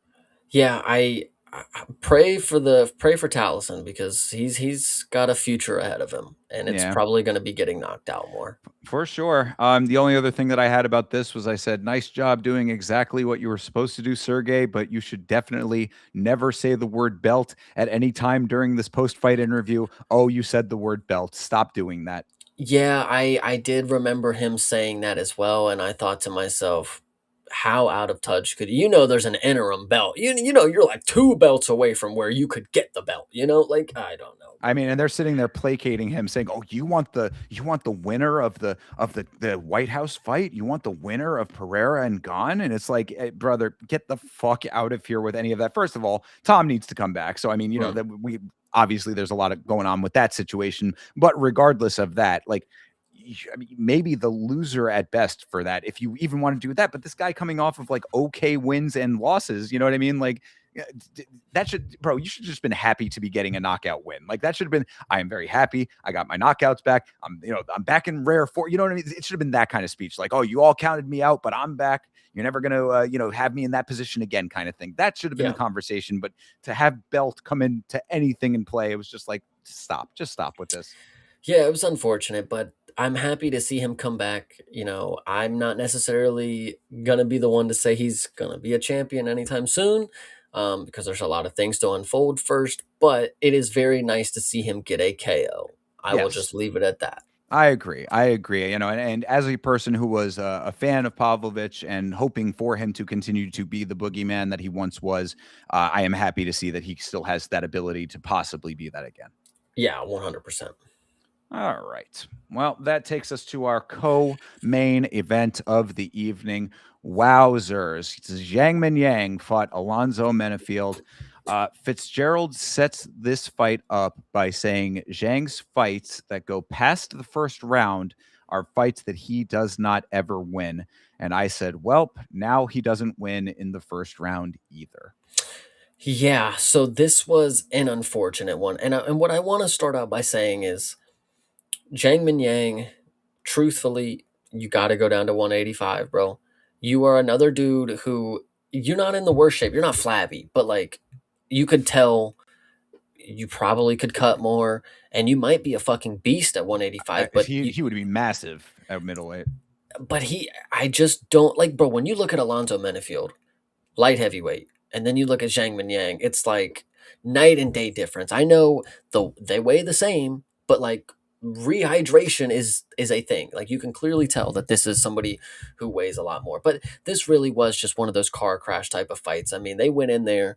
Atomic Alonzo Menifield and Zhang Minyang went in there throwing big old punches at each other, and it was pretty crazy because you could tell Alonso's punches were getting to Zhang way too much. Like, and he was he's taking big old deep breaths. Like he was like some, I'm I am getting ready glad for. that Yeah. yeah. I'm glad that you mentioned that. That was very noticeable. And I said at the time, I was like, I hope that he's doing like a Nicholas Dalby breathing technique or something, because if he was gassing at that point when those were happening, that is a crazy thing to be at all winded in anything at that point. I think he was trying really hard to like, I'm gonna get knocked out soon. Like Like, just like compose himself. Yeah. let's calm down. It'll be over. Right. But Yeah. so the power from Alonso obviously got to Zhang early. Zhang got it back to they were clinching for a second. We flipped the position. Now we're back to the feet. And Zhang started mixing in elbows. And there was one elbow specifically. And this was so crazy because Alonso was getting off on him, throwing big old bombs. And Zhang lands this one elbow over top. And like Alonso, he like hit the reset button on him. It was weird. His like body like shut down for a second, and he had to like. Then you see him slowly back up, and it was like, Ming Yang, go, please go finish him, and then he doesn't, and then Alonso just magically is 100%, hits him with the meanest combination ever, sits him on the fucking cage, finishes him, and yeah, and then he goes over to fucking Pat Barry, brother. Oh god. His coach, Pat Barry. Pat Barry allowed in China. Anyway, no, that is an interesting element of the Alonzo Menefield camp there. I did not realize that Pat Barry was his primary coach. That's an interesting thing, but Team Barry gets the win. I did want to touch on what you had said though, with the connection that rocked Menefield. That was the most frustrating part for the Minyang fight, because both of us had picked Zhang Minyang to win this fight, and that was the one where I was like, oh no, because that elbow, it was an elbow connection for Minyang that rocked Alonso in that moment. And then instead of just going to finish the fight, like to just continuing on the momentum after a lot, I mean, this is a very onslaughty, heavy performance for Menefield. Like you'd said, Menefield coming out to win this fight. Like that's going to be my main note for Menefield on this, is that I do appreciate that he had an intensity in this fight to want to win it. And he went out there and did it. But in that moment with the elbow connection, Zhang decides to do this leaping entry that had no connection. What were you doing? Was it a knee that went wrong? What was the intention behind it? Because you see, it's like you said, you see him hit the elbow. Menefield backs up. He's in that stagger state. It's like in the video game where you got that little iframe section or whatever. The guy, you got him a point where you can get the shot. And instead of just going for the logical shot, he does this like hop, step, jump in, and it's like, brother, just finish this fucking fight, dumbass. What are you doing? No, when this fight was over, all I could think about was if you put him and Yuri in the cage, you might have the two dumbest fucking fighters, bro. Like I hate to say it because Zhang Minyang, bro, this is your second co-main or main event in China. This Yeah. is for you, brother. Right. And in both times you get finished, like TKO'd, like and this one, it ain't even like, he just like goofed up. It's like the mental lapse, like Jesus fucking Christ, bro. Like you were getting your ass whooped so much that when you got the one thing, you just didn't even, you had no idea. You were clueless that was going to fucking work. Like you landed it and you thought, oh, fucking shit, he fucking not hurt that dude. And then he fucking whoops your ass again. Like I hate that it happened to Zhang Minyang twice in China. That's what really sucks. And that's what makes me think it's like, there's just too hard of hitters. These are too big of guys. The science is not on your side. I think that is just what I'm starting to really think. And I just hate to see it, man. He doesn't deserve, because he came in there, guys. Did you notice the part in his? He had the part in his hair. He was having a good day. He was having a great fucking day. He showed up to his TV time looking crispy with the steps. And then for this to happen, I hate that it happened, man. And I really think that it goes back to the point that we made about Isak Lee. I think that this is another instance where he's a naturally larger guy in a region that does not have a lot of large people. I mean, you brought up Yao Ming before. I mean, like, there's a reason that we know Yao Ming specifically as a basketball player from that region of the world. Like, he's a naturally, a tall guy, a gifted guy in that regard. When it comes to the fight game, it's a little bit of a different circumstance here. Just because you have that size does not necessarily mean that it's going to translate into success. At this level of the sport. Menfield, and I go back to my point about Alonzo Menfield really trying in this fight. I mean, like, this is a fight where he came in with a mission and a point to prove. Alonzo Menfield is a dude that I think a lot of people just count out unnecessarily. I mean, yes, is he consistent winner? No, not necessarily. I mean, 18-6, he's taken his losses at times, but this is a dangerous guy. I mean, like, this is a guy that has power in his hands. He's a dude that is going to scrap with you if you make him. And if you give him the leeway that Ming Yang was giving him in this fight, he's going to take that opportunity and do what he did here. So it's like, just because you have the natural physique that would lend you to be in the higher weight does not mean that the success is naturally going to come. And I think that with Min Yang specifically, even though he did have the 8 losses now, I mean, 7 losses coming into this fight, the 19 were what I think was like propelling him. The 19 wins is like, oh, well, I can go out here and do this. I've been doing it before. I get knockouts before. I'm from Mr. First Round. At the level at the sport that you're at, brother, in the UFC, it's just not enough. It's not enough. Yeah, it's unfortunate that there's sometimes another Mr. First Round, and they actually gave us a fight between those two, and we don't normally get that type of performance where you have 2 first round finishers and they go out there and finish each other in the first round. Sometimes it just don't play out that way. Sometimes you will see the person who is not willing to lose their O or not willing to put it on the line. But in this fight, you genuinely saw 2 dudes that they were trying to hurt each other, man. And I give it to them. Like mutual respect. These dudes look like they were cool with each other. This is just the name of the game. But I am not cool with Pat Barry being allowed anywhere near my television screen. Mr. Pat, man, did you see him with his cotton gloves? He had those wool gloves on backstage, those white gloves, and then he traded them out for the black gloves. I don't know what that was about, but yeah, no, odd. Why? You know what I mean? That's my question: is why of all people, Alonzo Menfield is training with Pat Barry? I don't get that, but it is what it is. It makes you question. It makes you question why you're friends with people like this. I don't know, but whatever. Yeah, well, either way, Min Yang's aura is history, I would say. I mean, this was supposed to be the fight that was like going to bring him back to, look, you lose to a Johnny Walker when Johnny Walker was doing the things that he was doing, and that, but Asakura, it's the same note. It's like you lose to Tim Elliott. There are circumstances there. It's an odd style to go up against.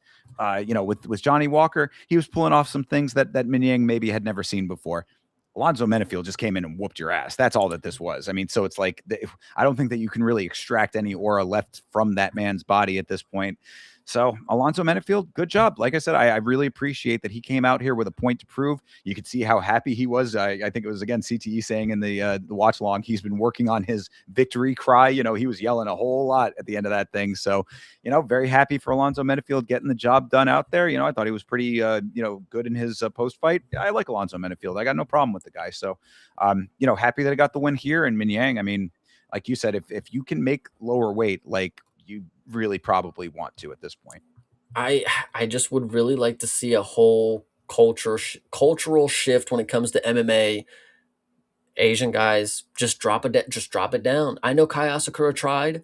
I still think he could be successful if they would have gave him the level of fucking Cameron Smotherman at 25. Yeah, he would knock them out. Yeah, I get it. Yeah, whatever. Yeah. Well, it's like, yeah, don't, there's prove your points in a way that they can be proven, I guess. Cause that's, it's like we talk about this when it comes to fighters that fight opposite the style that they're best known for. It's like, oh, well, I came out here to show that I can grapple too, or I came out here to show that I can knock people out. It's like, just win. Like, what I mean? I don't understand what you're out here trying to like prove these points. Like, no one, were there people out here asking for you to do that? Like, oh man, like, no, he could never do it that way. It's like, who cares if they have that opinion, bro? Just, the win is the win in and of itself. Like, this ego thing gets in the way, I guess. But like, again, being the big man for Asia, like, what does that get you if you don't win? Yeah, I hear you. It's unfortunate. Yeah. Oh, well then. All right. But yeah, good win for Alonzo Menfield in the co-main of this thing. In China, 0-4 up until this point now. So going into our main event of the evening, that is my first note. Song Yadong versus Davison Figueiredo. I said 0 Chinese winners in Macau up to this point. Song was here to save the day. Let's go, Song Yadong. Well, yeah, I mean that's basically all you can really talk about there because you had a whole first round of nothing. You had a whole second round of nothing. And then you have what I when you really think about it, I'm I don't know guys. This sounds a little fluky if you really break it down. You have two rounds of nothing. You have the Brazilian guy shooting a takedown. The Chinese guy pulls ghillie, which we know don't work very often. You have a Brazilian guy who is a black belt, I would assume, or at least some level of that. You know, they would know what a guillotine is. But apparently not. After a championship run, after a quadrilogy against a grappler, he has never seen a guillotine before, and apparently China has been teaching all of their students the greatest guillotine on earth because Davison Figueiredo tapped relatively quickly for a guy who was in a main event and supposedly working towards another title. Well, first of all, it's Team Alpha Male that was teaching him that guillotine. So, put some respect Okay, on Uriah fair. Faber. But number two, you answered your own question yet again. This is not fluky. This is the logical conclusion of Figueiredo being done. This is what we've been saying. Figueiredo is no more. The person that you have known in the past. And look, shout out to our guys over at the 10-7. Bam Bam, DS, we love these guys. They're great dudes over there.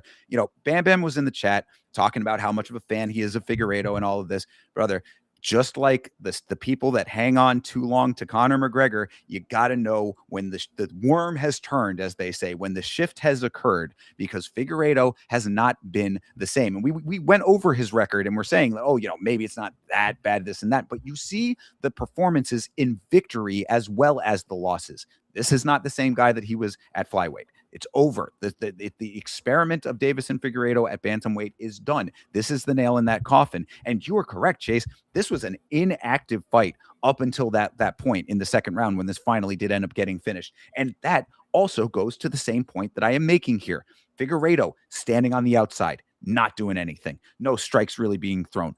Level changes. If you want to say that he shot for takedowns, fine. He shot for takedowns the same way that Bilal shot for takedowns against JDM. Don't give me this horse shit that these were attempts that were really like going for it, balls to the wall, football tackling over here. But whatever. Put that to the side as well. He ends up in a situation, like you said, basic guillotine. This is Andre Fili versus Melky Costa. When I was like, how the fuck did Andre Fili just get jump gillied? And it actually worked.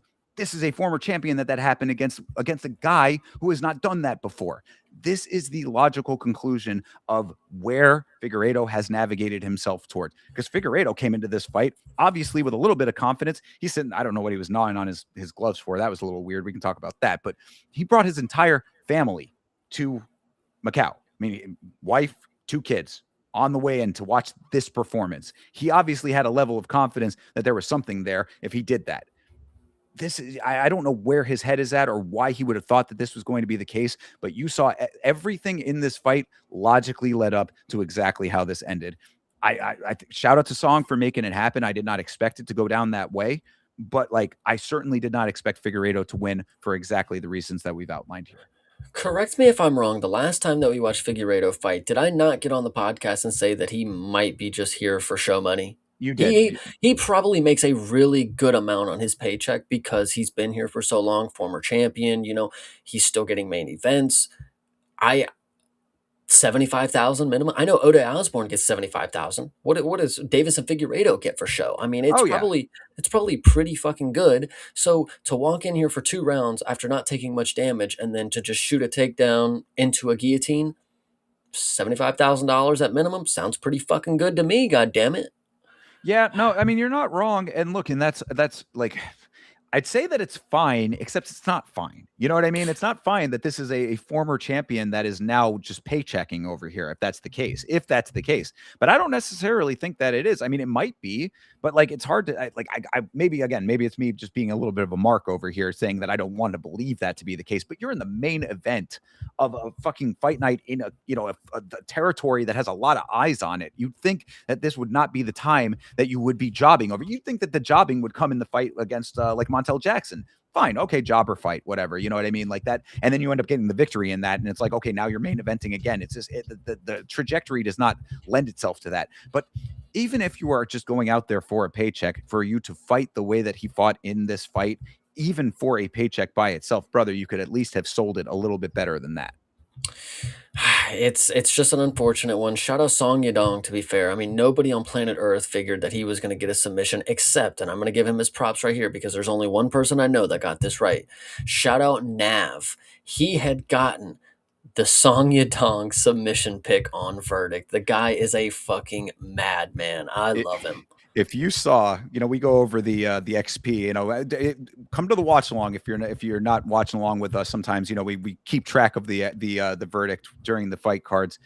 If you saw the amount of XP that Nav farmed off of this prediction, it was astronomical. I think that it was like the people underneath him were in like say like the 5,000 range. He was at like 14,000.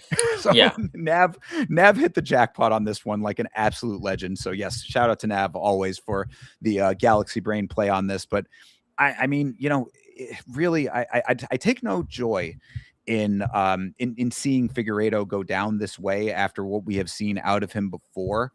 But like, it feels like logical conclusions to all of this. He tapped quickly to the guillotine as well. I mean, there were only 18 seconds left in the round. That's a long time when you're being choked out. Of course, I do understand that. It must have been a really good, solid guillotine, but he did tap quickly. It all just tells you everything you need to know about where he's at this point. And so when you say that he's going in there to job, I would suspect that those paychecks are probably going to start getting a lot smaller at this point. I don't think that there's a way to fix the problems. I really think that he's just in this like he's completed the hero's arc in the sport. As we said, some people have that rare ability to bounce back and create a second life for themselves in some capacity. I don't know if this is that guy. I'm with you on that one. It's unfortunate to see where he has become, where he has come, because I was pretty confident that he was going to go to bantamweight. So somebody with former championship experience. He's had a lot of championship fights. I figured he was going to do very, very good in this division that was needing a new breath of fresh air. But he's older. He's obviously not in it to win it no more, and he's questionably throwing fights. That's where I'm at. I mean, fair assessment, I would say. And like on the other side, it's kind of crazy. Song Yadong is in a weird position now too, because it's like he's now 2-2. He's fought, like we talked about this on the previous episode. The last 4 fights for him are either current or former champions, and now he is 2-2 against current or former champions. What does this do for him in the big picture? I mean, like, does a win like this raise his stock in any tremendous way? I mean, like, yeah, he won. He did beat a former, like I said, 2-2 against former champions. Now that there is something to that. There's certainly a narrative that you can make off of that if you want to sell that way. He's a star in this region. He's literally the only Chinese fighter that won on this card. There are narratives to be sold with him. But as far as being elite talent, I'm still not 100% sold. If he couldn't finish Sean O'Malley, or not even finish, he couldn't beat Sean O'Malley in that fight. Problems, I would say, as to him being elite or considered elite. What do you do with him? For now, there's not much to do. The title picture is all held up. You have 2 people competing on the White House that are going to be, that's a title eliminator spot if Zahabi wins, of course. Right. And then you have Sugar Sean, who, if he wins, he's definitely not getting another title shot unless it's going to be a Peter Yan rematch, which if they put Sean in another title shot, that'd be ridiculous. But Song Yadong is just chill for a little bit, take whatever fight they're going to give to you. He can be at the top of the division for a really long time. Yan Xiaonan, she kind of did the same thing. She was just at the top of the division, had to just keep fighting. And eventually the opportunity opens up, and then we have China versus China and, whatever you want to say. So there'll be an opportunity. Dana likes a story. Whenever there's a story that fits Song Yadong, he will get the opportunity as long as he continues to do stuff like this. So I give him major props for getting this win, to be fair. Yeah, no, I do too. And also I think the Xiaonan comparison is actually a really good one. So yeah, you make a good point with that. Stay relevant in some way, keep taking those fights. I mean, take the loser of the there's no O'Malley rematch potentially if you want that. I mean, I don't know if they necessarily think that it's that it's worthy of being that. But Mhm. like, because that's, I guess, what I'm saying is like where he lands positionally now in the makeup of the top of the division is kind of weird. Like, he probably takes the loser of a higher level fight, and if you can Yeah. win that, maybe that steps him up. So yeah, just take whatever ends up coming your way, and I don't know, maybe takes the loser of the rematch of Jan and Marab. I don't know. I really don't know what the answer is right now off of that, but the guy, does have those 2 wins over former champions, so there is something to be sold with him. I would say you could probably do him and Mario Batista. Bautista's booked, right? Isn't it him versus Sandhagen, I think, for Oh, they're rematching. You're right. Yes, you yeah, are correct about that. Okay, then. Yeah, never 329. mind. Yeah. Yeah. Hmm. So but I mean that, I don't know, take the winner of that. True. So Yeah. yeah, I guess there's things to be done, but it is just, it's an odd position right now for the whole division is kind of in an odd spot. So we got to see what happens with the White House fight and figure it out from there, I guess. But in this fight, great performance for Song Yadong, submission win over a former champion at a lower weight. I mean, Figueiredo being where he's at now is unfortunate, but in this moment, Song Yadong, the hero of China. Hell yeah. And before we move on from this card, do we want to Yes. break down the numbers? We crunch the numbers for the Well, picks. tell me what you felt about the card overall, and then we Oh, can go into that. Sure. yes. So this card was great. I love this. I mean, not just because we had a lot of finishes. I mean, we did have a lot of finishes, and a lot of people equate that to a good time, but it's not necessarily always true. The crowd, the environment, the time, just the experience as a whole. I really enjoyed this. I always enjoy the China cards. I'm very pumped for the next one, of course. Yeah, no, couldn't agree more. For a card that, like, anytime that I have to wake up early in the morning for a card, I'm always really hoping. It's what I said earlier in the stream here. I was, if I'm waking up early for a card, I want it to be something that's going to keep my attention the entire time. This card was fantastic. I really enjoy. I always enjoy the Macau cards. I feel like they do a really good job with these cards. The talent field ends up lending itself to good cards because of that. They deliver. So yeah, I had a great time with this one as well. I really, really enjoyed watching UFC Macau. So good deal. 100%. All Yeah, right, hell now, yeah. go ahead, Chase. Let us know about our picks here. How did we do, respectively? So, I had gotten do we want to put zeros for the Rodrigo Vera fight, or do we just I want to leave it blank? I mean, I think that we have to just leave it blank. I mean, if it, Okay, okay, yeah, just any making any sure. fight that we did not accurate, any fight that has changed since our predictions, we can't go off of. Okay, okay, gotcha. Okay, so 1, 2, 3, 4, 5, 6, 7 correct for me, and then 1, 2, 3, 4, 5, 6, 7 for Thinker. So we are absolutely tied, and that's out of like 13 fights or whatever. But we had a no contest. We had a fight that was not fucking talked about. We had a lot of different switch ups.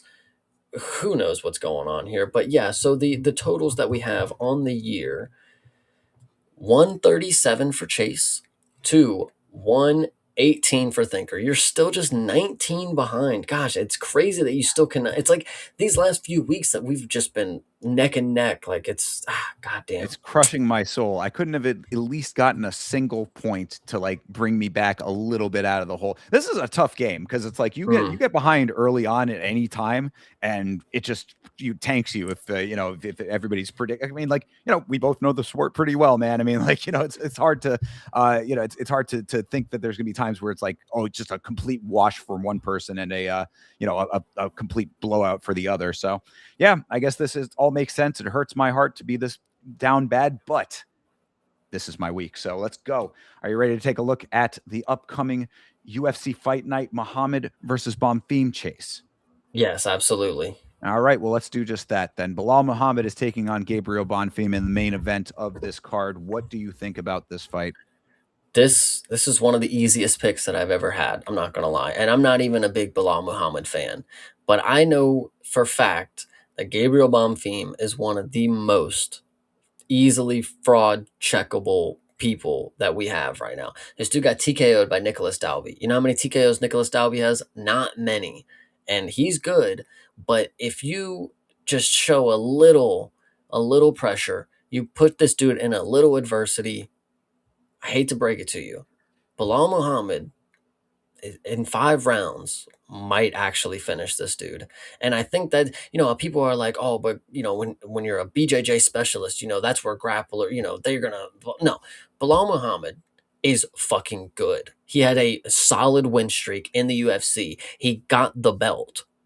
And then he almost beat JDM striking only when it came in that regard. It wasn't the most one-sided affair. Bilal Muhammad is somebody who has proven to be very, very talented. At age 37, he is still going to be able to beat, like, bro, Bonfim. You've seen his brother. We've seen what runs in the lineage. Bilal Muhammad might be able to make this dude quit in 5 rounds, and I truly believe it. I mean, look, the guy's name is, remember the name, and it's often very memed on. But like in this instance, I think it's completely applicable. If you don't think that Bilal Muhammad is going to win this fight, then you must have fucking forgot, dude. I mean, like, like I also am not the hugest Bilal Muhammad fan, but like Mhm. you have to acknowledge, like we recognize fucking game over here. I mean, former champ for a reason. Now, do I think he's going to finish? I think like almost exactly to a T how you said it. It's like could it happen? Yeah, it's a likelihood that it could happen. Will it happen? That's always questionable with Bilal because he's one of those guys that it almost feels like he goes out of his way to not finish fights sometimes. But like regardless of that, like the fact of the matter is that it is going to be Bilal Muhammad throwing this man Gabriel Bonfim around for 5 rounds. And if he decides that he wants to sink in a choke at any time in there, it is certainly possible that he gets the finish. That being said, I mean, finish or not, Bilal Muhammad is winning this fight. I don't think. I mean, I it would be insanely surprising to me if he doesn't. I don't even think it's possible. Like, I mean, it's possible in the sense, like, yeah, I mean, Pantoja, it's possible he could break his arm. Bilal Muhammad is not getting caught up in a submission by this dude. I mean, the only options that he's gonna have are like a Gilly or potentially maybe somehow getting a Darce, but then Bilal Muhammad just rolls out of it and takes him down again. You guys forget this guy trained with Habib and Islam. I mean, like, I don't think that makes him necessarily a world beater, but he had the fucking belt, guys. Gabriel Bonfim literally almost lost to Stephen Wonderboy Thompson, That and is he true. arguably did. So Yeah. whatever. Well, so I mean, the one question that I do have though is, what about if Bilal wants to have the return of the Canelo hands? Are we going to see striker Bilal come back and then turn this into a completely different fight than we're expecting? I know it might be crazy to say because Gabriel Bonfim on the feet beat Randy Brown and knocked him out, but this guy's not good on the feet. You guys know that, right? Like, this guy is at best serviceable. Bilal Muhammad Canelo hands should look fine, but he's going to take him down and he's going to control him and hopefully fucking finishes this dude. We got 5 rounds. We got 25 minutes and Gabriel Bonfim has never seen that yet. So, we'll see. Yeah, no, I agree. I mean, I think that this is a pretty slam dunk. It's one of those fights that it almost feels like it shouldn't be happening, but you understand why it's happening because Mhm. of how Bonfim, I mean, like Bonfim has to be in a position like this at some point. He has been winning fights. He is 19-1. So it's like, Correct. this makes sense in that way. But like, really, if you break down the X's and O's, it's like, doesn't feel like it should be happening. But either way, yeah, I mean, so I guess we're both pretty well locked in then, it seems. Well, just because I think it's necessary. You've seen who Bilal Muhammad has beaten. You've seen how he got his belt. This guy Bonfim has beaten Trevin Giles, Ange Losa, Chaos Williams, Stephen Wonderboy Thompson. Now, again, that was a split decision. Maybe didn't even win. And then you have Randy Brown. When you look at the list on the resume, Yeah, it's strength of record is certainly not there. but yeah. So both going Bilal, I love it. Oh yeah, very easy on that one for sure. All right, good deal. Well, this co-main event a little bit different, but I think that it also is going to be one that's probably making a good amount of sense. This is Brandon Allen versus Edmund Shabazian. Shabazian, a dude who I do like a lot. I mean, like I think that he maybe doesn't get like the respect that I think that he deserves at times. He's kind of just a name in the division. Going up against Brendan Allen, I mean, the only thing I can see happening in this fight is Brendan Allen having a night that, like the one that he had against Imavov, where he just seemed to not be himself at all. Because if that is the case, this is what I would say. Shabazian has pretty good power in his hands. He's got decent striking, and his grappling is passably serviceable to the point that if he rocks you and you panic shoot, he has plenty of answers for that specific situation. If you're going to strike with him, if you want to keep it on the feet and just go toe to toe with him, he will certainly hold his own in a situation like that as well. Can he handle Brendan Allen when Brendan Allen is in top form, wrestling first, and that's what his game plan is? That's where I think he has a major disadvantage. I love Brendan Allen and he's my guy, but this screams trap. This screams this is a trap because this is the guy who was number 4 ranked rightfully at the time. You know, he beat the guy who was going to fight for the belt.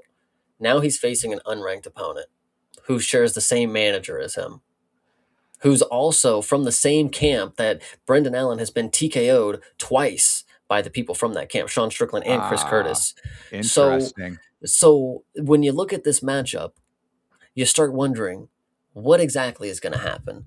And Is this an Ali Abdelaziz situation here? Yes, it is. I'm glad you. Yes, brother. it is. I'm glad you are aware. So yeah, so Brendan Allen, after coming off his last performance, why wouldn't he run through this dude? Why wouldn't Right. he shake off everything in the first round that he's got and just wrestle fuck him for the rest of the fight, even TKO him? Why wouldn't he? But when you put all these things into consideration, it is evident that the first round is not going to go Edmund Shabazian's way. Brendan Allen is going to look confident on the feet. He's going to be able to take the shot and he's going to get him down.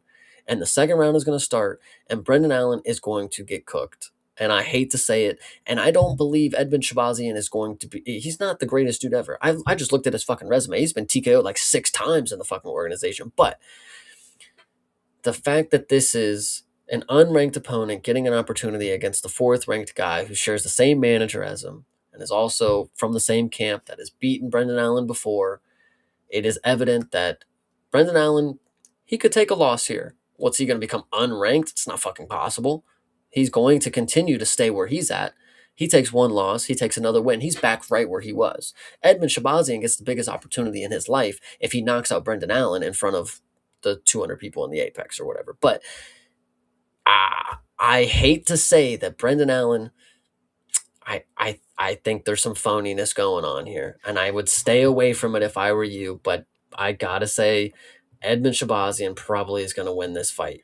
You know, I mean, based on exactly as you just laid it out, I like it. You know, I'm really wanting to walk face first into the trap. You know what I mean? Like it's because like you're right. If that is exactly as described, I mean, this is a trap then. Because like we literally saw, you know, the Ali Abdelaziz trap sprung just a couple of fights ago, a couple cards ago rather, with the what was that guy's name? The new heavyweight guy. Siraj, I want to say maybe the dude that he came in. Is it Gokhan? Yeah, sir. Yeah, Gokhan Sirkhan, Suran or whatever. That guy. Yeah, exactly. Yeah, that was an exact similar situation there. It was him versus I think Tanner Bozer. And you know, that was another one where it's like, oh, Tanner Bozer. Like I remember Hydra was in the chat saying, oh, you know, Tanner Bozer's a guy that he talks a lot. You know, he's talking about not getting booked, whatever. He's a little bit of a squeaky wheel. Same management over here, you know, guy getting set up to get taken out, and exactly what happened. So Yeah. I am also believing the potential for a sprung trap here. For that reason, you have convinced me, Chase. However, I will say that if we are both incorrect about this, I'm going to be extremely upset because Brendan Allen should be the rightful winner of this fight. But we know that Brendan Allen loses fights. Like he's not one of those dudes that's consistent enough to be like, this is definitely, you know, like, wow, the trap doesn't make any sense. He is a guy that loses fights. So it's like what you said makes a lot of sense. Yeah, take the loss here. Shabazian gets ranked. Ali Abdelaziz wins in the end, which you know the organization seems to be cool with that. So this might be a little bit of 4D chess, but I'm going to go with you on this 4D chess because it makes too much sense not to. Yeah, and then when he gets wrestle fucked and submitted or something, I'll egg on my face. But guys, Brendan Allen has lost fights before, and he decides to stand with people who are strikers, and he is a fucking grappler. So I don't know what to tell you guys. To be fair, like because I mean, you said it yourself very well. Like, tell me a reason aside from the Ali Abdelaziz connection, and maybe the fact that he's finished a couple of fights. Tell me a reason why Edmund Shabazian jumps the line from unranked to 4th. There's no listen. Ateba Gautier is looking for a fight, guys. That I So sold, brother. I mean, like I think that's the ultimate cook right there. I mean, come on, this guy Edmund Shabazian, just because he's been around for a while, that this is the jump he's gonna be a top 5 ranked fighter if he wins this fight yep, off yep, of no rank, yeah, rank. yep. Pretty Oh crazy. my god, I don't. Oh, I want to But not is go it into as this. crazy as Tyrell Fortune getting told that he lost the fight, but then he gets called back to the cage as he's walking out with a loss, then gets reversed to a win, and now he's the 8th ranked heavyweight in the world? True. Yeah, no, it's a good point. No, Mm. I will go with you on this thought process, Chase. Seems very it really does like scream of fishiness, and that's why I feel like this is the right play. But I will be kicking myself if Brendan Allen comes out and does exactly what should happen in this fight, Yeah. Yeah, All I right. would too, but it'll happen before it'll happen again. Brendan Allen, if you fuck around, I'm not putting my life on you this time for in case you fuck around and then I have to be mad at you for screwing around with my money, kind of deal. But that's okay. Should there not be some type of like inherent rule about fighters with the same management getting booked? Well, there's only 7 fucking managers in the MMA space is what it seems like, and all of them are corrupt. So, Yeah, I mean that, and Yama Industries is going to come to clean this bitch up. But I just in the meantime, it just seems very strange because like exactly the situation that we're talking about, a manager. I mean, you don't think that there's like some element of this that behind the scenes is like a little bit fishy that like people who follow the sport could not pick up on this at any way, shape, or form. These are conversations that we're having out in the open. Like I don't. Anyway, just saying. yep, I am with you, thinker. It is what it is, though, man. All right. Well, let's see. Let's find out because if this does not go that way, then maybe this breaks the narrative of the management meddling and collusion, etc. Hmm. All right. Next up, this is a fairly cut and dry one for your boy here. This is Perez Zayem versus Tom Nolan. Now, I know that Tom Nolan comes in with a good amount of heat. He was a crazy heavy favorite. I will not forget quickly the time that we were talking about Tom Nolan being a massive, like a minus 2,000 or whatever it was. Coming in, getting the victory, I thought in that moment, not necessarily winning in the way that a minus 2,000 should have at the time. And he's going up against Perez Zayem, who I think is potentially one of the best current prospects in the sport, and certainly the best prospect coming out of France. So that being said, Chase, what do you think? I've been a big Tom Nolan fan Mm-hmm. ever since he won me a lot of money on a split decision call one time or some shit like that. But anyway, the last time that he had fought, I had forgotten that he has grappling now. When you go back to the Borishev fight, I bet on decision, and he went for a really tight submission. Borishev never tapped. I give him credit. And ever since then, Tom Nolan has been trying to showcase his grappling. Now, the second fight after that against Clayton Campbell, or yeah, whoever the fuck that guy is, he got a submission round 1. Boom, love it. Now, Charlie I'm Campbell, not right? Charlie Campbell. And I'm not trying to be the guy because I always get mad. It's like when somebody sees somebody do something, and it's like, oh yeah, he's just gonna do that. He's gonna do that to the next guy. It's like, yeah, RDR is not just gonna knee everybody into oblivion. Game plan, different things. But Fereziam, out of his 4 losses, 3 of them are submissions. And one of them was to Terrence McKinney in the first round. 2 of them were regional guys to rear naked choke. Tom Nolan could do a rear naked choke. That is not the craziest thing in the world. He's a jiu-jitsu purple belt or some shit or whatever. I would love to believe that he could submit Zayam, but the thing is he has to get it to the mat first. And this is a tough matchup for him to stand and because he's gonna have to have a lot of confidence. He's gonna have to really this is going to be a bait and switch from Tom Nolan. I think he's going to have to come in here with some confidence that we're going to strike. I am ready to do it, and then just when you think it is, I'm just going to take you down. And then I think Tom Nolan WrestleFuck, I think is what we're going to get. Hopefully, he works towards the submission because that is clearly the hole in Zayim's game, and he hasn't actually had to face that. The last times that I've seen him fight, not one person was able to get him to the mat, I would say. And the time that he got pushed up against the cage, fair play to him, he knocked out Matt Frivola on the break. So credit to him. But I would say Tom Nolan at 10-1, he has impressed me before, and I have given him little little hope. Like, he's not necessarily somebody that I think is the best fighter of all time. He's got so much major. I have given him little hope. Like, yeah, he's good. He can win. He can do it. It's a decision. He's not necessarily the greatest. It may be a decision, but he has impressed me, and he has exceeded my expectations. While my expectations were low, he did not blow them out of the water, but he exceeded them decently. So I'm going to go ahead and take Tom Nolan by WrestleFuck. All right. I like it. I think that you are crucially leaving out and misremembering a little fight between Perez Zayam and hometown Mike hero Mike Davis. Davis. Exactly. Yes, indeed. Now, granted, Mike Davis coming off of Fumegate, if you recall, with that fight, that was the one in the arena with the paint fumes. However, Perez Zayam had to navigate some pretty hairy grappling situations there. I think Yes. that Perez Zayam has leveled up tremendously when it comes to his ability to navigate those kinds of situations. Now, granted, no, I don't remember any rear naked choke potential in that fight. So that might not be the, that maybe there is a certain set of circumstances that leads him to that. And with Tom Nolan being, comparably heighted there, that certainly could be the case. I mean, when you like Perez Zayam does get away a little bit with being such a tall guy, he's 6'1" at lightweight.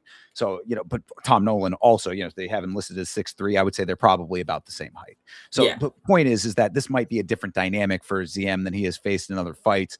That being said, though, I think tough for tough, Perez is like, I think he defies the French stereotypes. He defies what you've been seeing out of France. I mean, look, I'm memeing a little bit on that. Obviously, there are some tough fighters coming out of France, but Perez I think, just is a level above what we have seen, not only just from French fighters, but I think he is on the next wave of being like the great fighters of this sport. Like, I really do believe in this guy a lot.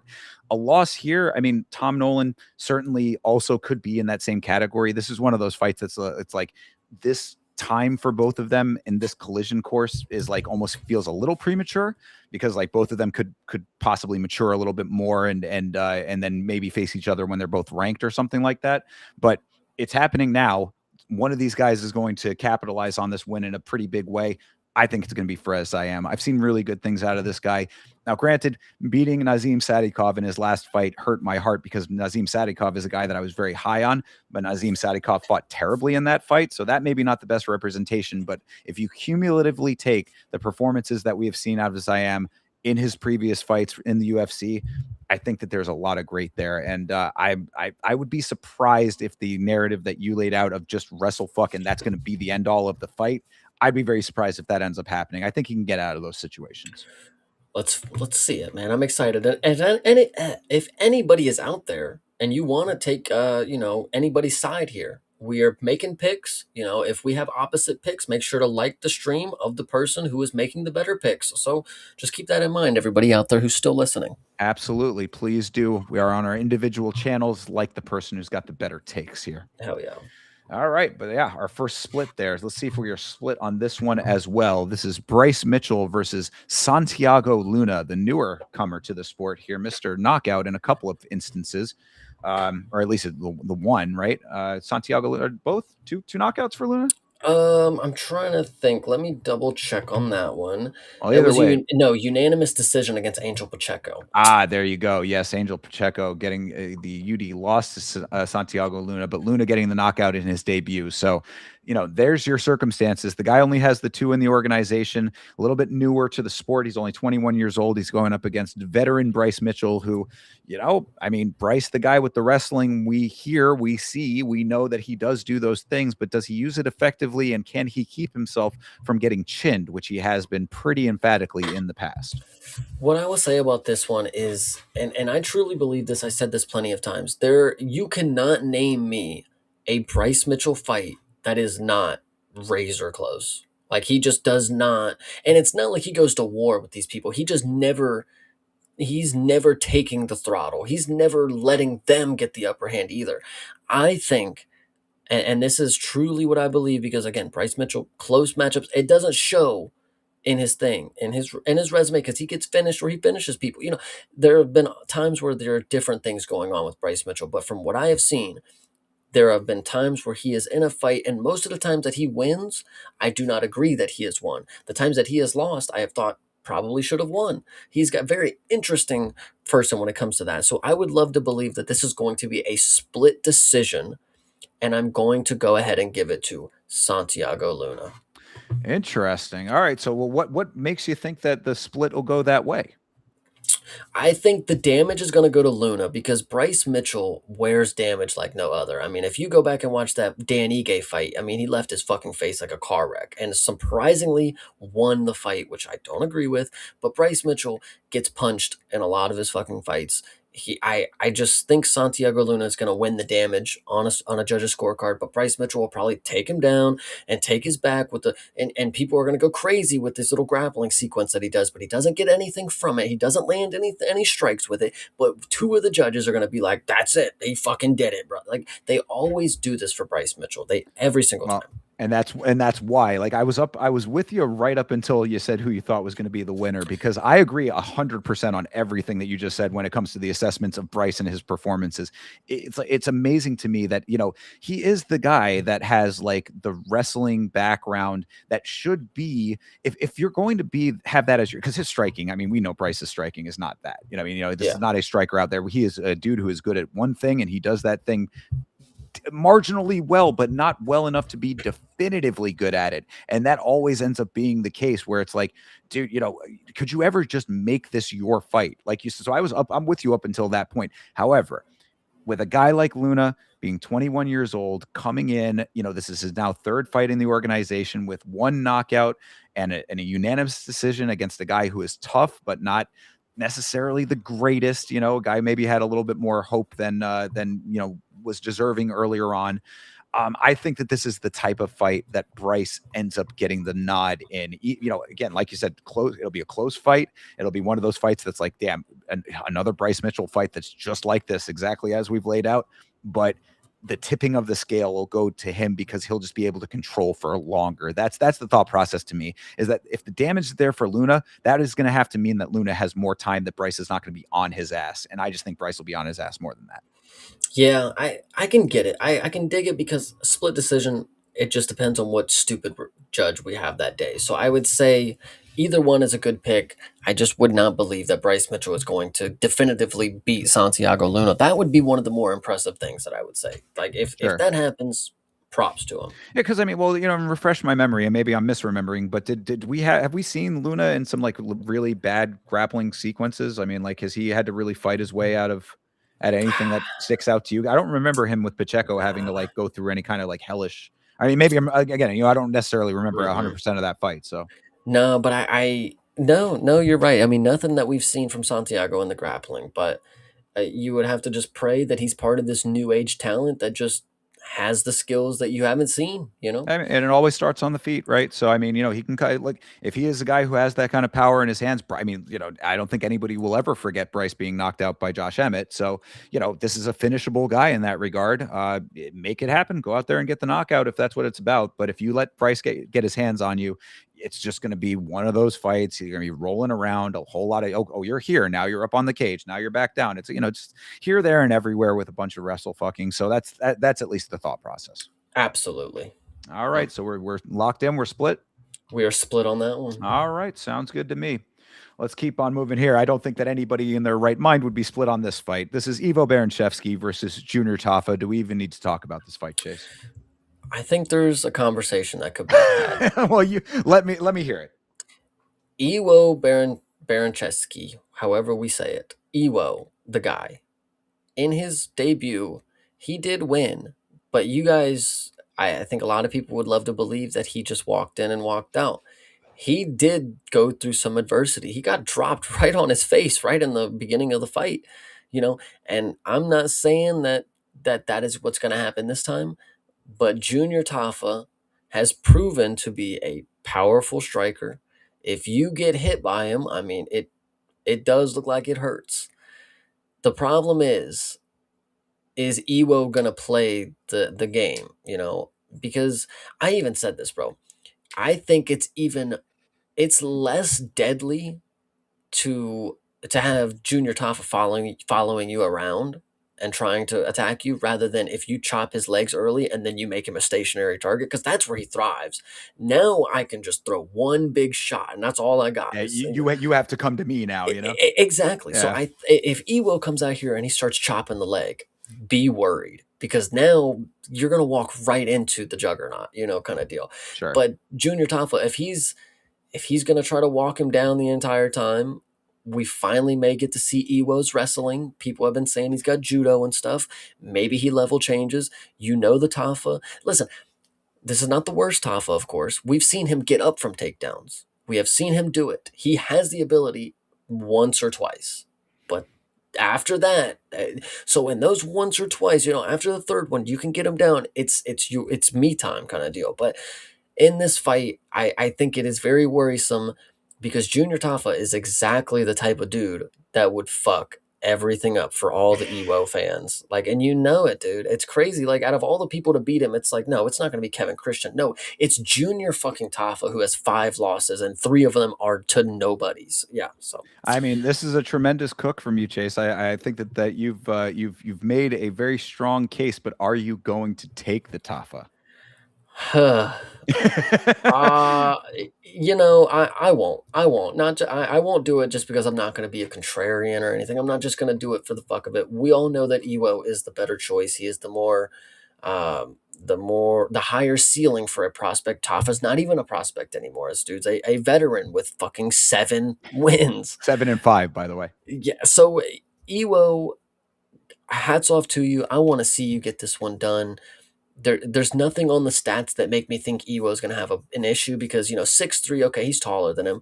Ewo just fought Austin Lane, so the height has nothing really to do anything for him. He still runs in there and throws big old bombs.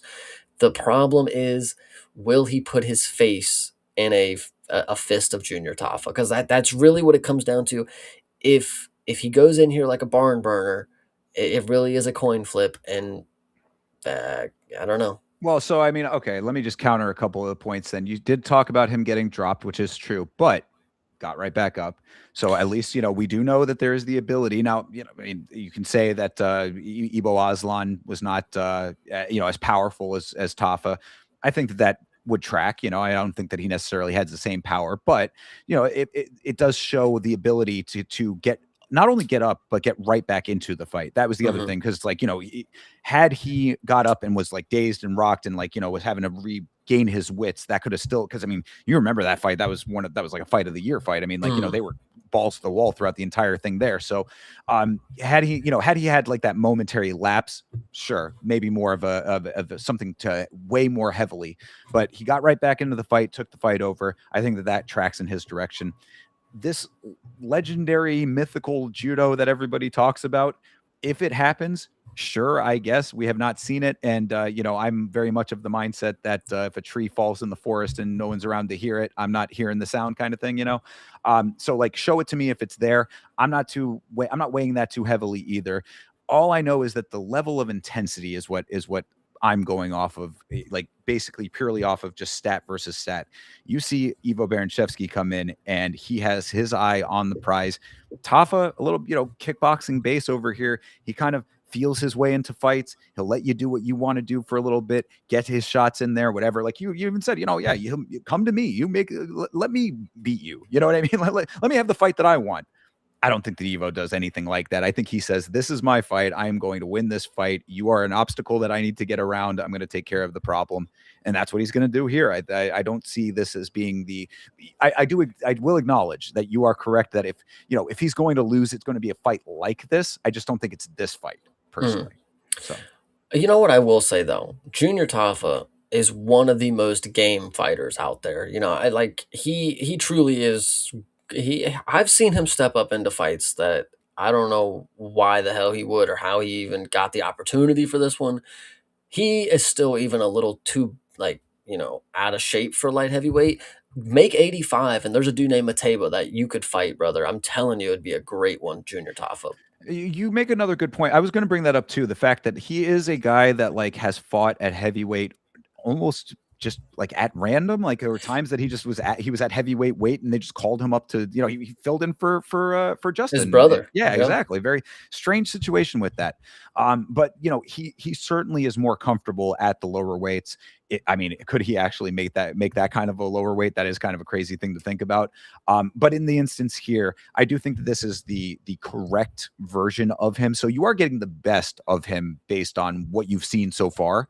So yeah, if he's going to have success in a fight like this is exactly where it should take place. But as I said, I have not seen yet anything, like we've not yet seen the kink in the armor for Baranchevsky to say like, oh, that's the thing that you should be worried about in this fight. I like, show it to me here, and then now we have the next thing to go off of. But purely analytically off of the data from what we've seen out of Baranchevsky, like he's going to go in here and take the head off of this man. Like that's, and again, it's not even just Tafa, it's just whoever it is right now. True. Yeah, So he's on a hot streak, man. I he agree. certainly is. Yeah. And you look, hype trains get derailed all the time. So, have that as your understanding that, both of us, if Chase does end up picking Baranchevsky, this could be the derailment of a hype train. But Yeah. I go with what I know. And right now I have seen this man do damage. Crazy damage.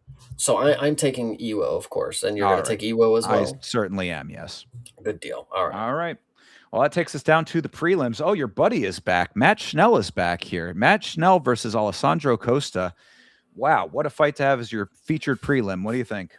Well, it's a featured prelim because Matt Schnell is inevitably going to get finished. He is a guy who cannot help but getting finished. TKO'd, actually not even TKO'd, knocked unconscious by Steve Urseg. Pretty crazy thing to have on your resume, But Alejandro Costa, he trains with Diego Lopez out in Mexico, I'm pretty sure, and he is very talented.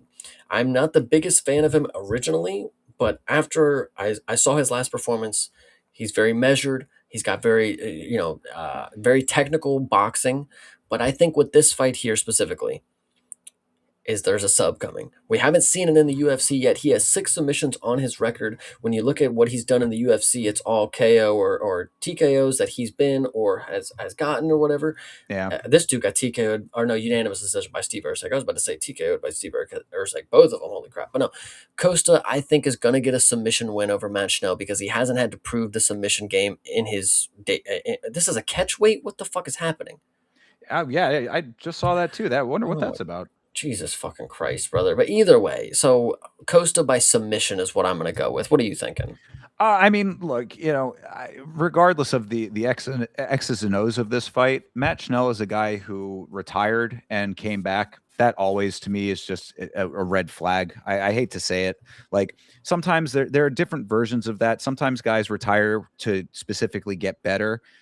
You have seen that occasionally. I'd say that maybe Jalen Turner might be that. We did see a good resurgence from him in his last fight. We'll have to see how his trajectory goes farther down the line.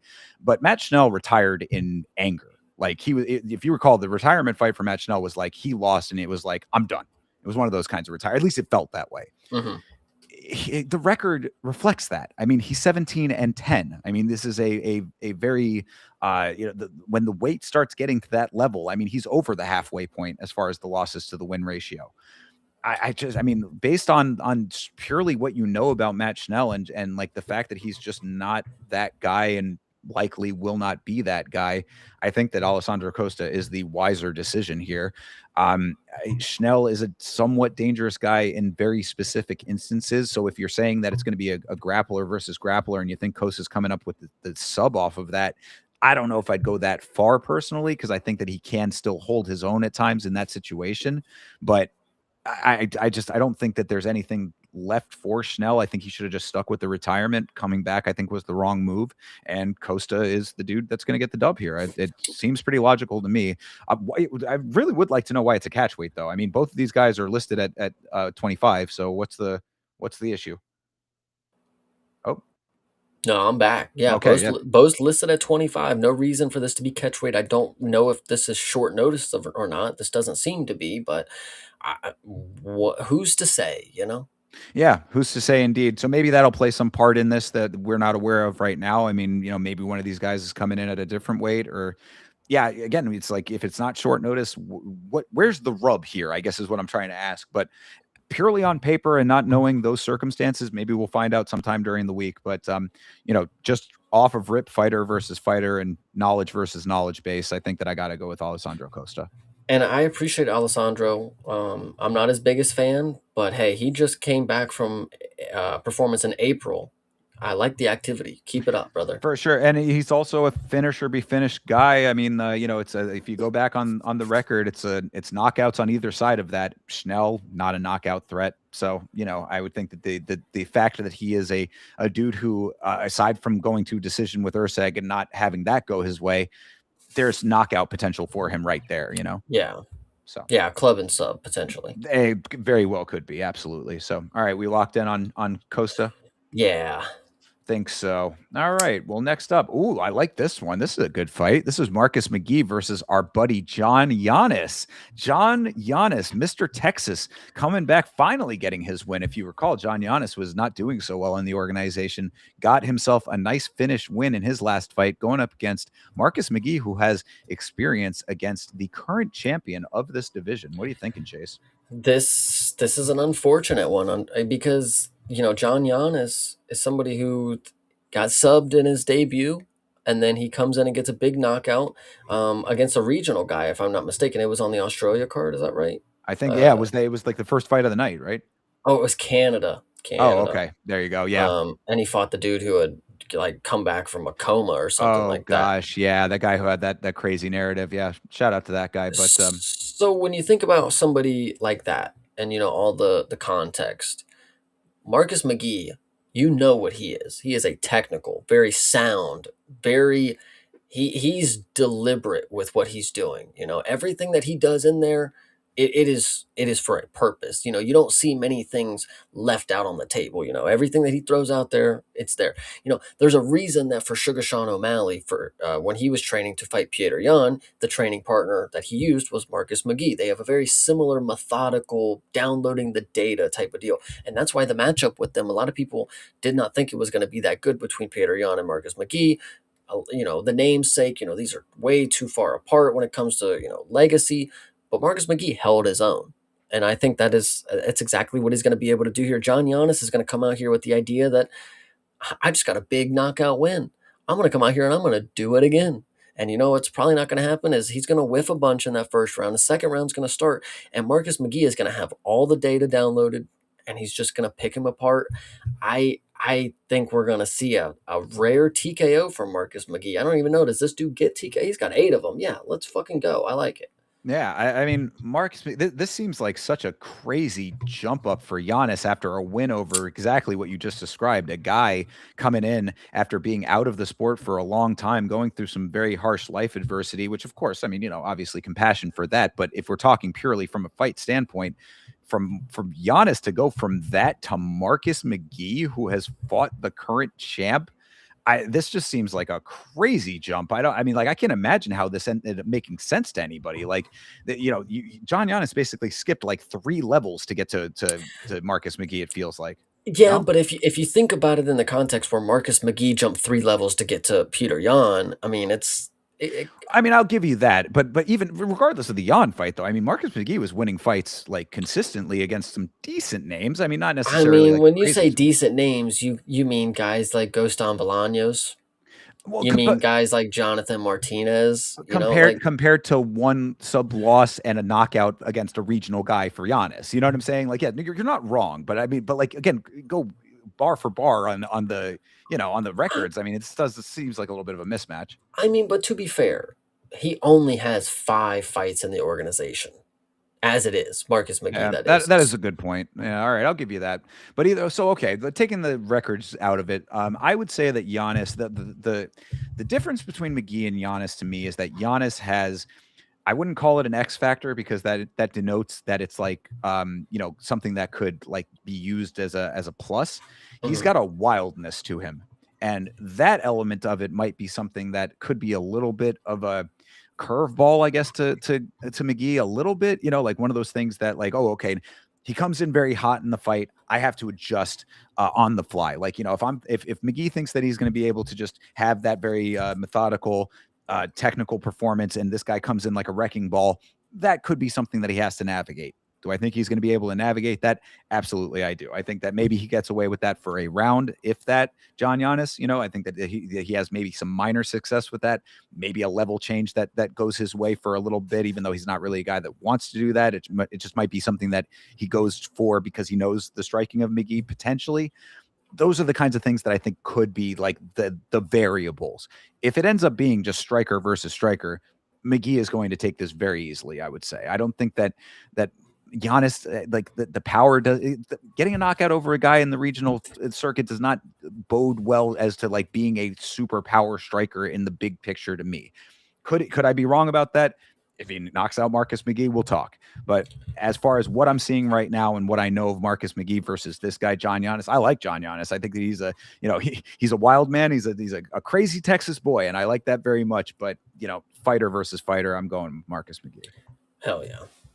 All right. So we're both locked in on McGee? McGee it is. All right. I like it.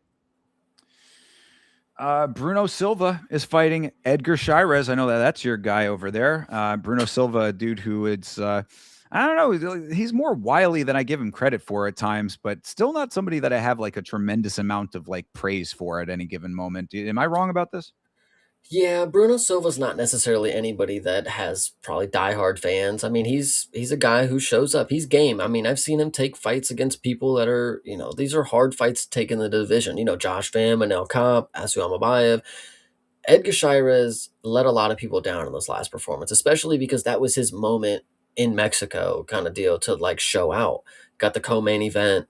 A lot of people didn't really think that that was the move, and he didn't have the greatest performance, but I'm here to tell you that you're gonna see the dog again. He's gonna bring it out. We saw what he was able to do against Josh Van, against somebody who's willing to have this style of fight that he wants. I think in the last matchup there was a little more of a styles clash where that person didn't want to fight with him. He didn't want to do other things with them. Whatever you want to say, it didn't work out for the best. This one right here, I think Bruno is the type of dude who will go in there and try to scrap with Edgar. Edgar Chairez might be able to have his little moment of like you talked about the X factor earlier. That's what he has. I would equate what Edgar Chairez has to the X factor. This dude truly is somebody that I just won't count out, and I appreciate him because he's put on some banger fights. Man, I love this dude. True. I'm looking at Silva's record. I just recalled, that last fight he did lose to Charles Johnson, but I think a lot of people, at least the two of us, if I recall our conversation, thought that he won that fight. Yes. That was a lot of clinching in that fight, if I recall, and there was a lot of decent work in the clinch for him. Chairez, I think, gets clinched. I mean, like at least in that, like, maybe I'm putting too much emphasis on Chairez's last fight, which I do agree with you because we've seen some really great performances out of Chairez. That like that's the reason why I know you're a big fan of that guy. So like I know that that doesn't come from nowhere. Mm-hmm. I'm slightly concerned about that when it comes to Chairez, though. I mean, like because looking at the record for Silva, the loss to Johnson, sure. Of course, the other two losses in his last 5 are knockout losses to Joshua Van, the current champion, and Manel Kape, one of the major contenders at the moment. Mm-hmm. It's like, I mean, that's like those losses age well, but the other wins, I mean, a win over Hyun-Sung Park, we know is not that guy, and a win over Cody Durden, we know is not that guy. So it's like, this is a tough one for that reason. I'm going to go with my gut. I think I'm going to go with Bruno Silva on this one. I don't like it because I think that I do like Chairez, but like, I feel I am one of those people, like what you just described about like, the people being let down. That was me because I also wanted Chairez to be like the dude that rose to the next level. But in a fight like this, I think that this is a winnable fight for Bruno Silva. All right, I'm ready to see it, man. All right. Next up, yes, what a great one this is. Jeez, bum versus bum. Priscilla Cachoeira is fighting Chelsea Chandler. The fact that Chelsea Chandler is still allowed inside of an octagon almost in and of itself is a bit of a travesty. She is going up against Priscilla Cachoeira, aka one of the dirtiest women to ever fight, but a woman who has knockout power in her hands at times. This is an interesting one. Chase, your thoughts? Oh God, I hate to say it, but Chelsea Chandler is just the type of girl to go in here, eat every single bomb that she throws in the first round, where Priscilla has zero left.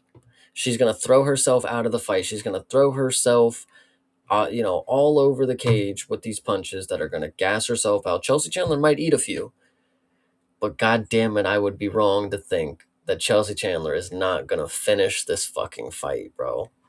I finish it and win. And win. Uh, And win. I'm gonna say she's gonna round 2 TKO, bro. Priscilla's gonna go in there and gas herself out. She's gonna throw herself so much into this fight to try to win, to try to finish it early.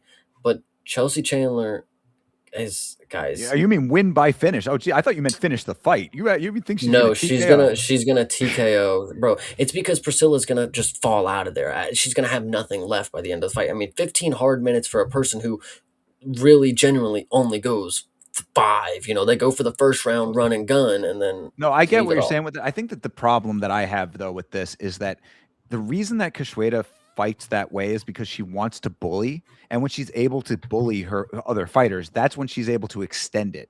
That's the problem that she has, is when she's not able to be the bully and be the aggressor, she ends up gassing herself out because she's trying so hard to regain bully status. She's overstriking herself to be like, okay, I have to put that out there in order to get the respect back.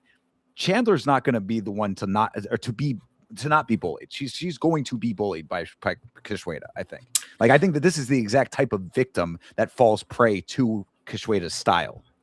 But does this change your mind that Chelsea Chandler is going to miss weight? No, in fact, because I think that the new meta in the sport has very well shown that missing weight is no longer the advantage that it once was. In fact, it's the exact opposite. In fact, if you want a little small minor spoiler, I'll give it to you guys because anybody who is here is definitely a diehard Blood Palm member right now. The next video that I am currently working on is about a person who missed weight, and it is certainly going to show that missing weight is not what it once was, and especially if you miss weight by a significant amount, it certainly is not. So, Chelsea, yes, you are right. Chelsea Chandler is, not only a not great fighter, she is also a very unprofessional fighter by missing weight often. Will she miss weight in this fight? Certainly likely. If not, that's what I guess my point that I come to with this. If she misses weight, not an advantage. If she doesn't miss weight, also not an advantage. Gotcha. Yeah, I'm with you on that one. So, all right, then you're sticking with your guns here. You're thinking Chelsea Chandler is going to get a finish win over Priscilla Kashweda. God damn it. Yeah, because Priscilla Cachoeira is damn near It's she's gonna terrible. fuck I this know. up, No, bro. and I cannot stress this enough to anyone out there who is listening. Do not in a million years think that me picking Priscilla Kashweda to win this fight means that I am at all a fan of this woman. I hate Yeah. Priscilla Kashweda. So, yeah, she's another one that should come up on the most hated fighters list for me. I need to remember that name, but either way, I do think that she wins this fight purely off. We saw Chelsea Chandler run across the octagon like Indiana Jones running from the boulder. Never let it be forgotten. Yeah, she did do the temple run. That's pretty crazy. Exactly. And so, that to me screams a person who is going to be bullied. So that's my thought right there. She's from Stockton though, so Yeah. Yeah. She is from Stockton. That is true. We've seen what happened to other people from Stockton recently. mhm. All right. Next up on the list. Oh, your buddy Jordan Levitt here. All your friends are fighting on this card. Jordan Levitt is fighting Joe Anderson Brito. God, what a fight this is. To that point, I've been saying this for months. This is one of the best Apex cards that we've seen in a while. Yeah. Me personally, I have a lot of fan favorites on this card, but other than the first fight of the night and the Chelsea Chandler fight, and then however you feel about Bilal, other than those three, this is a banger fucking card. But anyway, so coming to this fight, yes, Jordan Leviat is somebody who I know ball. I know my Jordan Leviat fights. I knew that Devalle was not going to be that guy. But the thing is Jordan Leviat is not in a gimmick fight this time. This is a real fight with Joe Anderson Brito, who is also somebody who is painfully, painfully undeserving of ever getting hope that he's going to win a fight again. This dude, he will sell you so fucking hard. And it's not even like he'll just do stupid shit. He just won't do anything. He just won't do a goddamn thing. It's pretty fucking I crazy. mean, But this is the same Joe Anderson Brito who fought the newcomer, the Australian kid, in his last fight, and that Australian kid did not win that fight, but he looked damn fine in it. He was one. I remember us talking about it and me saying, "God, I really hope that they bring this kid back again very quickly because he did really well." yes, Isaac Thompson. Yes, you Isaac are correct. Thompson, yes, indeed, Isaac. Yeah. But yeah, no, Brito, listen, it's just not a gimmick fight for Jordan Leviat.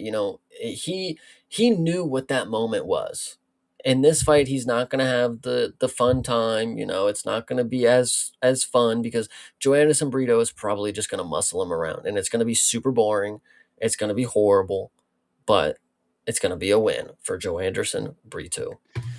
Yeah, yeah, I'm kind of thinking the same thing, honestly.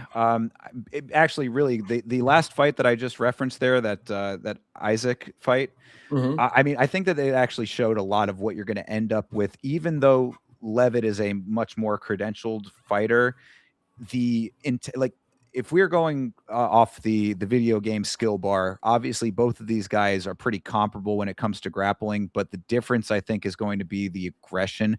Now, granted, like you said, Brito is not exactly a guy who's going to be kill or be killed, but I think that because you know that they're going to get into grappling exchanges, you know that they're going to be clinching each other up in those types of situations, Brito will get the upper hand. I think that that's the difference, is that Levitt thrives on being able to be the controller of those types of situations, and I don't think that Brito is going to allow that. Plus, they're very comparably sized. This is not like Levitt's going to have some kind of big size advantage on him. So if he's going up against a dude who's almost a mirror match as far as like the stats go, I think, again, bar for bar, as far as like that skill set, if you're trying to play that close range game with Brito, he will eventually get the upper hand on it. So that would be my thought process. So you're going Brito? I am. I don't like it. I actually would really prefer to go with Levitt, but I just don't think he's going to win this fight.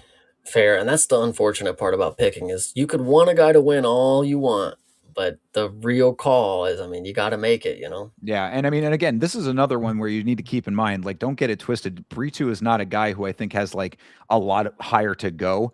He's a dude who has tremendously let me down in fights before. I mean, like, you know, at one time I thought he was like really on a pretty good trajectory. He was on like a crazy win streak for a while. I think I want to say like 7 wins or something like that. Mm-hmm. You know, a number in that range or whatever. But like, he just has consistently in recent fights been like so spotty and weird that you know, he barely beat the newcomer. So like, I don't think that that he is a great representation of like where this sport is headed, but I do think that with the skill set that he has, he wins this fight. Absolutely. I love it. All right, moving on down the line here. Gisela Chavez versus Yanisi Dubin, our girl from Venezuela. The knockout queen of the Contender Series is back. What are you thinking with this? This is another Contender Series person here. Yes. So if this girl fought Sofia Montenegro, if you recall one of them, I'm not sure which one it was. I think we often mistake that we say Sofia was the ring girl. I believe it might have been Chavs here. I believe she might have been the ring girl. I think you're right about that. Yeah. So what to say about that? Eunice Dubin, what I will say about her is when you look at the records of her opponents that she's faced, they've all been 0-1, other than that Shannon Clark girl that she knocked out on Contender Series. So strength of opponents level is not necessarily that great, but they're both South American. They've probably been facing the same level of competition when it comes to this. Like, I mean, what can you do when you're a woman in these regions, kind of deal? I would love to believe that Eunice Dubin is going to win this because I've seen her show up to a fight against Carly Judice and she lost and she got knocked out, but she showed up, looked like she was ready to go. You know, I can't, that's the only thing I can go off of. Miss Chavs here, she might be locked in and she might be ready to go, but Eunice Dubin, she's shown up twice now, you know, like she's shown up and not just shown up and shown out, but she showed up with the intent that she was here to fucking work, you know, like Chavs being the former ring girl, I think it's completely plausible to assume that the adversity level that she had faced in the past is maybe not something that you can hang your hat on just yet. Same thing with Dubin, but at least with Dubin, she got knocked out before and she came back, you know? I mean, she's willing to try to make a career out of this is what it looks like, because if you remember on Contender Series, she came out of retirement to go to Contender Series or some shit like that. Like, I do not remember that. That's interesting. yeah, I'm pretty sure that's how that went, but I could be wrong about that. But either way, Eunice Dubin, I'm going to go ahead and take my girl. Yeah, I mean, if I recall the Montenegro versus Chavez fight, like, I was not entirely impressed with that fight. I don't remember being. I mean, like, you know, they fought. It was a tough fought fight between two women who did not seem like either of them really belonged. Yet both of them ended up with contracts because they want more women fighter in the organization, kind of thing. at least we've seen Dubin do something. That's Yeah. really how I look at it. I mean, like, you see Dubin with a crazy overhand bomb of a shot knocked out her opponent on the Contender Series. You're right. I mean, she has gone up against Carly Judice. She's felt UFC level competition, and one of the better contenders now in the UFC is in Charlie Judice. I mean, again, it's a little bit of a coin flip just because both of these women are so new. I mean, we're going 7-0 for Chavez, and Eunice Dubin is 6-1. So it's like, yeah, I guess the only really thing that you can say is, yeah, she's gone up against UFC level competition, took a licking and is back in, and has a knockout. That by itself is what would lead me to believe that she is the tougher fighter that's going to do the job better. So you're taking Dubin. I mean, again, based, it's to me slightly coin flippish, but yeah, I mean, based on what I have seen out of both of these ladies, like I said, I was not super impressed with the Montenegro versus Chavez fight. I understand why in that context of the Contender Series, it was a fight that was better than the average women's fight might be. I can also understand why both of them might have gotten a contract off of it. But if you put that in the greater context of women's MMA, it was okay. I mean, it was a fight that you would see. I think it would be a good women's opener on an Apex card. You know what I mean? It's like that level of a good fight. Yeah, hell yeah. So I mean, for those reasons, I think that, if Dubin's got that kind of power, maybe she'll be able to land some good shots. Maybe let's see if she can replicate. True. So yeah, so I am going with Dubin. Hell yeah, I love the Dubin pick here, but we'll get into this next one. Yeah. And your banger fight to start the card off. Your women's banger of the card coming up here is Ketlin Sosa versus Ariane Carnelossi. Yeah, this Carnelossi girl, she pisses me off so many, like for no reason. Wait, this is a rematch. Caitlin Sosa TKO'd her in round 3 back in 2019 in Future FC 5. Oh Okay. my goodness. So fun. You know what's crazy? The first fight that Carnelossi ever had was against Amanda Ribas. She got knee barred. Holy How shit! about that? But yeah, so this is a rematch. I mean, does that put anything into perspective that Caitlin Souza has already beaten her and already knocked her unconscious or TKO'd her in the 3rd round? But the thing about it is, when you think about that, has Caitlin Souza actually done anything close to that in the organization to any single person? I just watched her walk down her opponent. Was it fucking Yasmin Lucendo or some shit like that for fucking 3 rounds and did not a goddamn thing against her? She frustrated me a big time. So but I'm not betting on Carnelossi, by the way. But I'm just not. Oh yeah, no, I mean, I really like all of what you just said. Like, sure, it adds some context, but if I didn't know any of that, it would still be the fact that Ariane Carnelossi has done jack shit. And she's one of those big, like she's built. She gives you, she is a false. She's a wolf ticket. You know what I'm saying? Like, she looks like she should be a killer.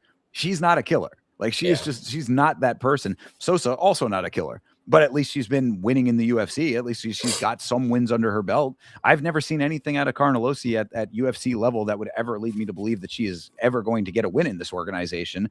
And Sosa at least has the optics, I guess. I don't know what it is that has kept her around, taken her to victory at times. Because you're right, she's a do-nothing fighter. She's also kind of a wolf ticket in that regard. She's got all these tattoos. She makes it seem like she's so tough. She goes out there and does nothing. So I mean, it's like, this is like, you're right. I mean, this is not a great fight, but having already have the victory over Carnelossi and being that she has had some wins sometimes, somehow in the organization, I will also take Ketlin Sosa.